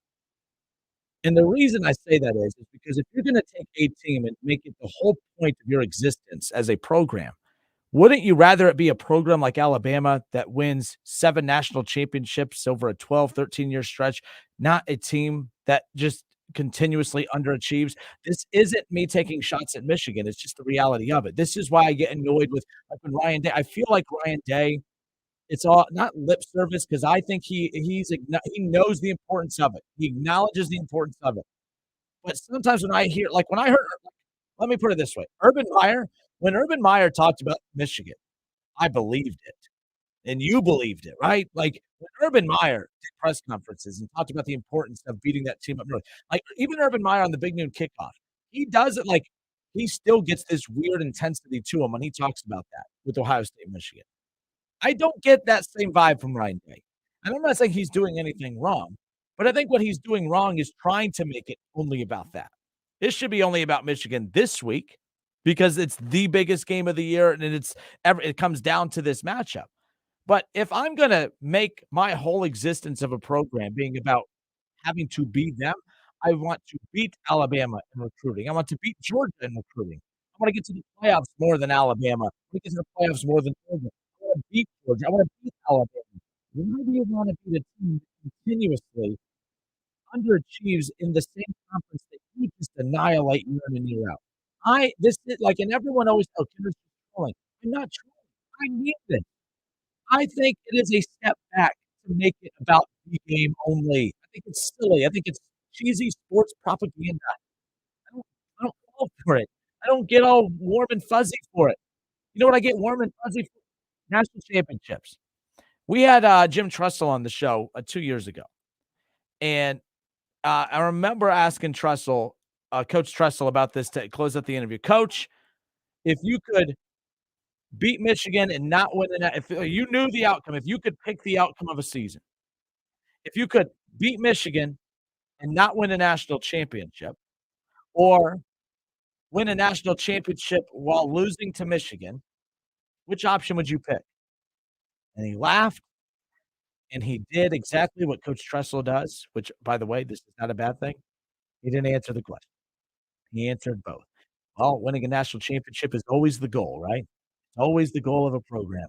But around here, Ohio State, it's very important that, we take the Michigan series very serious. And we got to win a national championship. We have to beat Michigan to do so. That's not true. You don't have to do that. You don't have to do that. Now, you could accomplish everything all at one time. But you know what I mean? Like, at the end of the day, it's just like we got to stop this idea that one thing – no, winning a national championship matters. Because guess what? Ohio State can lose by a field goal to Michigan on Saturday, make the college football playoff, win the national championship. Is Ryan Day going to cry while hoisting up the national championship trophy? Is he going to say, guys, we got to give it back? It means nothing because we didn't beat that team up. No, you want a freaking national championship, and that's what it's all about. We got to stop doing this weird thing where we over-romanticize a matchup with an opponent that is not worthy of us over-romanticizing it about. This isn't for the last 7 years, they haven't been relevant. We're talking about 22. Now, Tyrell, I appreciate you because he was very realistic about it. Now, Shaw said, that's what I would have said if, he goes, Shaw said, I would have said the same things, but you wanted to talk over me. Sorry that I wasn't willing to let you get a word in when you tell me to shut my mouth, sir. Sorry. Shout out to Greg Fay. Hi, Greg. Greg says, Ohio State has dominated the series over the past 20 years easily. With that said, I look forward to this weekend's game. Go Blue. Greg, 1,000,000% agree with you. I look forward to the game. I'm not saying that, I don't know, maybe I did a poor job of setting this up. I think it's being perceived that I'm saying that this matchup means nothing, that this is just a nothing game. No, it's an everything game, but it's an everything game because of the circumstances, not because of the rivalry. Now, the rivalry enhances it. And when Ohio State and Michigan are elite, that's good. That's great for college football. That is a healthy thing for the sport. But my point is that, like, I guess I'm frustrated on those years. Like, for instance, and I was looking this up. So Ohio or Michigan, 2-4 in 2020. They didn't play. Luckily, Ohio State would have bludgeoned them. But the year, like 2019, Michigan finished 9-4. Okay. And I remember heading into that matchup and we were doing this whole propaganda thing of it's the game, it's the rivalry. All that matters is beating Michigan. They were a non-playoff team. They were a non-factor. They weren't going to get to the Big Ten championship game. They weren't going to win it. They weren't going to get to the playoff. They weren't recruiting well. They were just a cute little 9-win team. But you wanted me to believe that, man, this is what it's all about. Everyone gears up for national title contender Ohio State and non-playoff contender Michigan. No, that's every year. 9-4 and 19, 10-3 and 18. And by the way, these aren't bad seasons. Let's just be clear. It may sound like I have a case of elitism, but that's what college football is. You know what I mean? Like, we're not praising you for winning 10 games where our eyes are open because you lost 3. I'm not going to praise you for winning 10. You lost 3 times in 1 year. That's unacceptable. That doesn't happen for the elite programs. Alabama has lost twice this year, and you would think that their world is ending. All right? If Michigan has the season that Alabama's having, we're talking about Jim Harbaugh getting raises. That's the difference. 17, 8-5, 10-3 and 18, 10-3 and 16, 10-3 and 15, 5-7 and 14, 7-6 and 13, 8-5. Like, you want me to get all warm and fuzzy inside for that. I just can't. I just can't. Let's go. Let's do another one. What up, Will? How are you, sir? Welcome. Will, you there? 518-1410. Let's go to Keith. Keith, you are up. Justin, first thing I want to say is happy Thanksgiving. Let me turn the radio down. Yeah, that's a good idea. How are you? Man, I just running. Everyone's running these days. Are you actually running, or you just mean you're moving around a lot? No, I'm running in my house trying to keep up with stuff. But I want to say first thing, God bless you and God bless Kevin, and happy Thanksgiving to you and Kevin and also Mr. Keith. But I always like, when I have the chance and I'm working, I like to listen because I like to keep up with college football. And you know me, I'm an Ohio State Buckeye fan, but I have three different ideas since Saturday. Forgive me, I'm trying to catch my breath too. But let me say this here. One, I remember last time I talked to you, I said, look out, that Notre Dame is doing a good job. I think they're going to clobber Clemson, and they did. That one time they were beaten by 4 touchdowns. You did call that. I remember you saying that. Yes, sir. Yeah, and they're going to do it again maybe against USC Trojans because they're going to play them this Saturday. Nobody's watching that, but that could be effective polling for college playoff. I think they could beat USC, maybe Notre Dame. I like USC. I hope not, but it wouldn't surprise me. Notre Dame's playing much better football. But that'll affect the rankings. But let me say this. One thing, because I don't see well, and I came from California where we were like 100% of football in high school and stuff. But let me ask you this. What do you think about the injury list between the two teams? We have a passing team, but our tailbacks, running backs, I'm interested in what you have to say about, digging freshmen up, walk-ons or anything like that. I'd like to know how is he going to get a running game going against Michigan. And there was one other thing that was important, man. I forgot. But I'll listen to you. What you have to say about that first. What do you think Ohio State's going to do? Because we got a lot of injuries. So, okay. The running game. No, you're right about the running game. I mean, how about Hayden? 27 carries, 146 yards, 3 touchdowns. This is like the 4th string running back for Ohio State.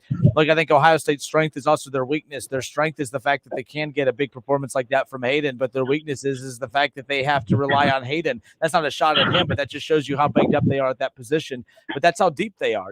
Michigan, their entire opportunity to win on Saturday is coming down to whether or not their running back is going to be healthy or not. He's not healthy. They're not winning that football game. Ohio State could be without their top 2 running backs and are still a 7.5-point favorite on Saturday. So I think that the depth is really what separates Ohio State and those elite teams from everyone. There's a lot of good players in college football. Maryland showed that this past week, where Ohio State gets them as depth and they wore them down, and that's what happens every week.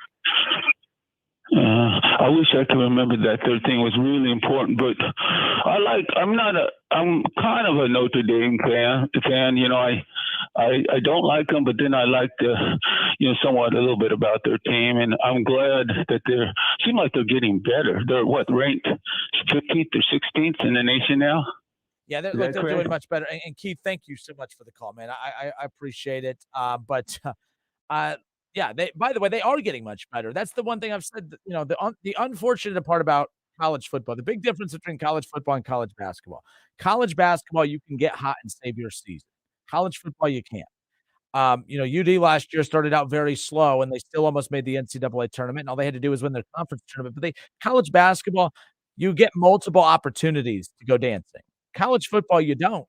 You know, Notre Dame right now, if this Notre Dame team is what we had to face to start the season week 1, I'm not saying Notre Dame wins, but I'm saying Notre Dame doesn't lose to Marshall. I remember when Notre Dame lost to Ohio State, that's like, actually, they lost, but they didn't lose anything. If anything, they lost by 11. Everyone was talking about how Ohio State was going to pummel them. Ohio State won by 11 points. I thought Notre Dame came out looking pretty good in that because, hey, they lost a close one on the road against what was presumed to be the number 1 or 2 team in the country when it was all said and done, and here we are with them being at number 2. But they lost to Marshall. The problem is the format today, it doesn't allow you to get better. You're not rewarded for getting better throughout the season. That's Notre Dame's problem. But Notre Dame, I love that the players responded to him because that's really what I wanted. I didn't want to see him lose his job or anything crazy like that. So we'll see. But it's the Justin Kinner Show with Kev Nash on 1410 ESPN Radio. Doug Toby, Houday, don't you think Coach Taylor and his staff made some really good adjustments in the second half? You played Pittsburgh, Doug. They're 3-7. Why is it you guys love beating up on bad teams? I mean, my God, Doug Toby, I know you're a Ohio State fan, but you sound like a Michigan fan. My goodness. You beat up on every bad team you could think of, and you're making me stop my conversation. Our phone lines have been full talking Ohio State today, but I got to stop because the Bengals beat a bad freaking football team yesterday. Doug, get over it. Get over it, Doug. I'm just saying. Didn't mean to hit the baseball thing there. Hey, by the way, the World Cup's going on, and I already got yelled at for not talking about the World Cup, and I'm thinking, why am I getting yelled at? Why am I getting yelled at for not talking? Why am I getting yelled at for not talking World Cup? We in America don't care about soccer 365 days a year, but once every 4 years, I'm un-American because I'm not talking about the World Cup. Why is it once every 4 years I have to pretend to care about soccer for a bunch of listeners who don't care about soccer 365 days a year? I just got called every name in the book in a text or an email or whatever. I just opened up. Unbelievable. Unbelievable. The only reason people talk about the World Cup is because something about beer. They took beer away. That's the biggest headline of the World Cup so far. They took beer away. There you go. We'll be right back.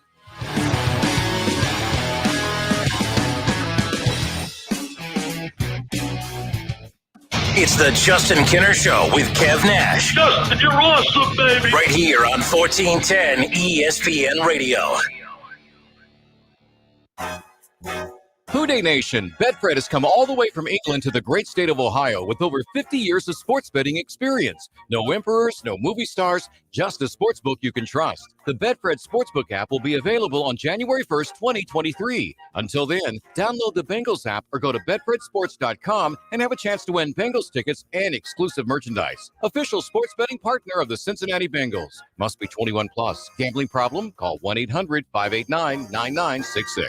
Make sure your home's heating and cooling system is in shape for the season with the experts and community trusted service that you can rely on from William Brockman & Sons Heating and Air Conditioning. We're offering exclusive savings opportunities on a new Linux system. Call William Brockman & Sons Heating and Air Conditioning at 937-222-8638 today or visit us online at DaytonHeatingandCooling.com. Conditions apply. See dealer for details. Ohio license number 14911. If you need new roofing, siding, or gutters, skylights, or patio enclosures, if you're a homeowner or business and need someone you can trust, don't take a chance. Enhance with Lance. Lance Roofing and Siding in Fairborn has been satisfying customers since 1993 and hold an A+ rating with the Better Business Bureau. Lance Roofing and Siding, 8460 Dayton Springfield Road in Fairborn. Call for a free estimate at 864-2722. That's 864-2722 or online at lanceroofing.com. Hey, Buckeye fans, as the official wing sponsor of your Ohio State Buckeyes, Roosters is giving away 12 trips for two to this year's Buckeye Bowl game. Each trip comes complete with airfare, hotel, gift bag, and 2 tickets to the big game. One bowl prize winner will be chosen each week, along with other cool Roosters weekly prizes. So register every week at roosterswings.com. Roosters, a fun casual joint and the official wing sponsor of Ohio State Athletics. Official contest rules at roosterswings.com. Hey, I'm Andy. If you don't know me, it's probably because I'm not famous. But I did start a men's grooming company called Harry's. The idea for Harry's came out of a frustrating experience I had buying razor blades. Most brands were overpriced, overdesigned, and out of touch. At Harry's, our approach is simple. Here's our secret. We make sharp, durable blades and sell them at honest prices for as low as $2 each.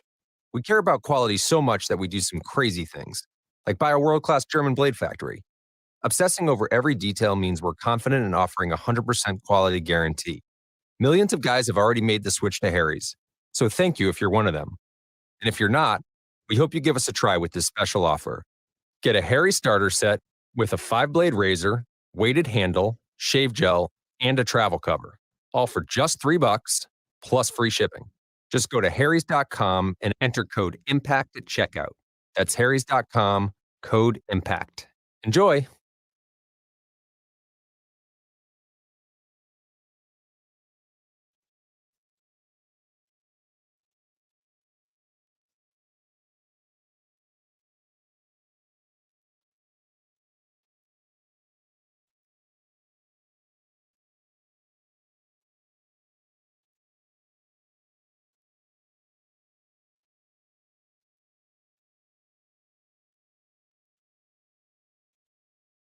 At the Montgomery County Veterans Service Commission, we help veterans and their dependents navigate the process of applying for benefits administered by the VA. We can assist with VA claims, pensions, and a variety of benefits including emergency financial assistance, transportation, and legal services. If you are a veteran or a spouse of a veteran, a wide range of services may be available to you, always at no cost to the veteran. We are honored and proud to serve all Miami Valley veterans. Contact us today at 937-225-4801. I'm Faith Daniels, and we have the pleasure to chat with Blake Maislin, Mr. 444-4444. When accidents happen, who do we call? Well, you call 444-4444, and you let us get started immediately. That means a dog bite, a slip and fall, a car accident. Blake Maislin is the call to make. That's exactly right. We'll come to your house. We'll go to the hospital room. But whatever we can do to help, that's exactly what we do starting on day one. 24 hours a day, 7 days a week. Blake Maislin, 444-4444, wantmore.com. You need employees. Tell me about it. Actually, tell us about it. Why? Because when you tell us about your job openings, we can tell over 300,000 other people. You can? Yeah, whether you're looking for a job or a better job, Alpha Media Recruitment can help fill any position with qualified job seekers with a custom plan that combines our broadcast and digital platforms. You can do that? It's what we do. Alpha Media Dayton, on air, on site, on demand. Call 937-519-0111. That's 937-519-0111. Or email DaytonJobs@alphamediausa.com. That's DaytonJobs@alphamediausa.com. This Thanksgiving at Total Wine and More, find bourbons and Cabernets that you adore. Our helpful guides are so friendly and nice, the bottle's so perfect and perfectly priced. So gather with friends as you sit down to eat, grateful for all who made Thanksgiving complete. Love what you find. Always lowest prices at Total Wine and More. Delivery available. Drink responsibly. B21. Your bills are due on the 13th, but you don't get paid until the 15th. Sound familiar? Life doesn't always wait for payday. Get the NetSpend All Access account for your everyday mobile banking needs and get paid up to 2 days faster with direct deposit. Get started today at netspend.com and go beyond banking. Banking services provided by an account established by Pathward NA member FDIC. Faster access based on comparison of our ACH processing policy versus posting funds at settlement. Deposit account opening is subject to registration and ID verification. Terms and costs apply. Creative Foam is opening an office in Vandalia, Ohio, and is hiring. On-site interviews Monday through Friday at 3337 North Dixie Drive in Dayton, or apply online at creativefoam.com. College football playoffs, Browns, Bengals, Buckeyes, and more. Catch the Keith Byers Show Mondays at noon on 1410 ESPN Radio.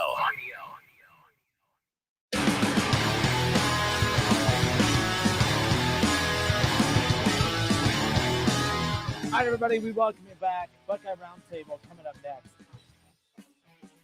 Buckeye Roundtable coming up next. Again, in Ohio State basketball, they have San Diego State tonight, number 17, San Diego State. The Maui Invitational, 9 p.m. tip-off. Wright State in action. They got Abilene Christian. That's a 7:30 tip-off. They're playing in the Vegas 4 Invitational.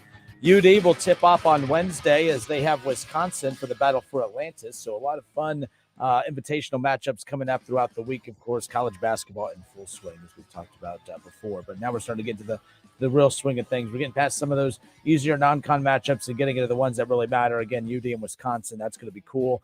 Ohio State gets a win tonight. They have a chance to crack the top 25 and be the only Ohio school in the top 25 at this point. The Dayton Flyers dropped out of the top 25 after their loss against UNLV. And then, of course, struggling. I mean, they really struggled this past week to hold off a bad Robert Morris team. It hasn't been the start that UD fans wanted, but, I mean, injuries have played a role in that as Anthony Grant trying to get some of those rotations down pat, but that's been done at the expense of that, which, by the way, if you ask any coach out there, that's a good thing. Like, the top 25 doesn't matter. The top 25 means absolutely nothing because once they get this rotation down pat and they start rolling, the rest will take care of itself. So that wraps it up for us today. Buckeye Roundtable coming up next right here on 1410 ESPN Radio.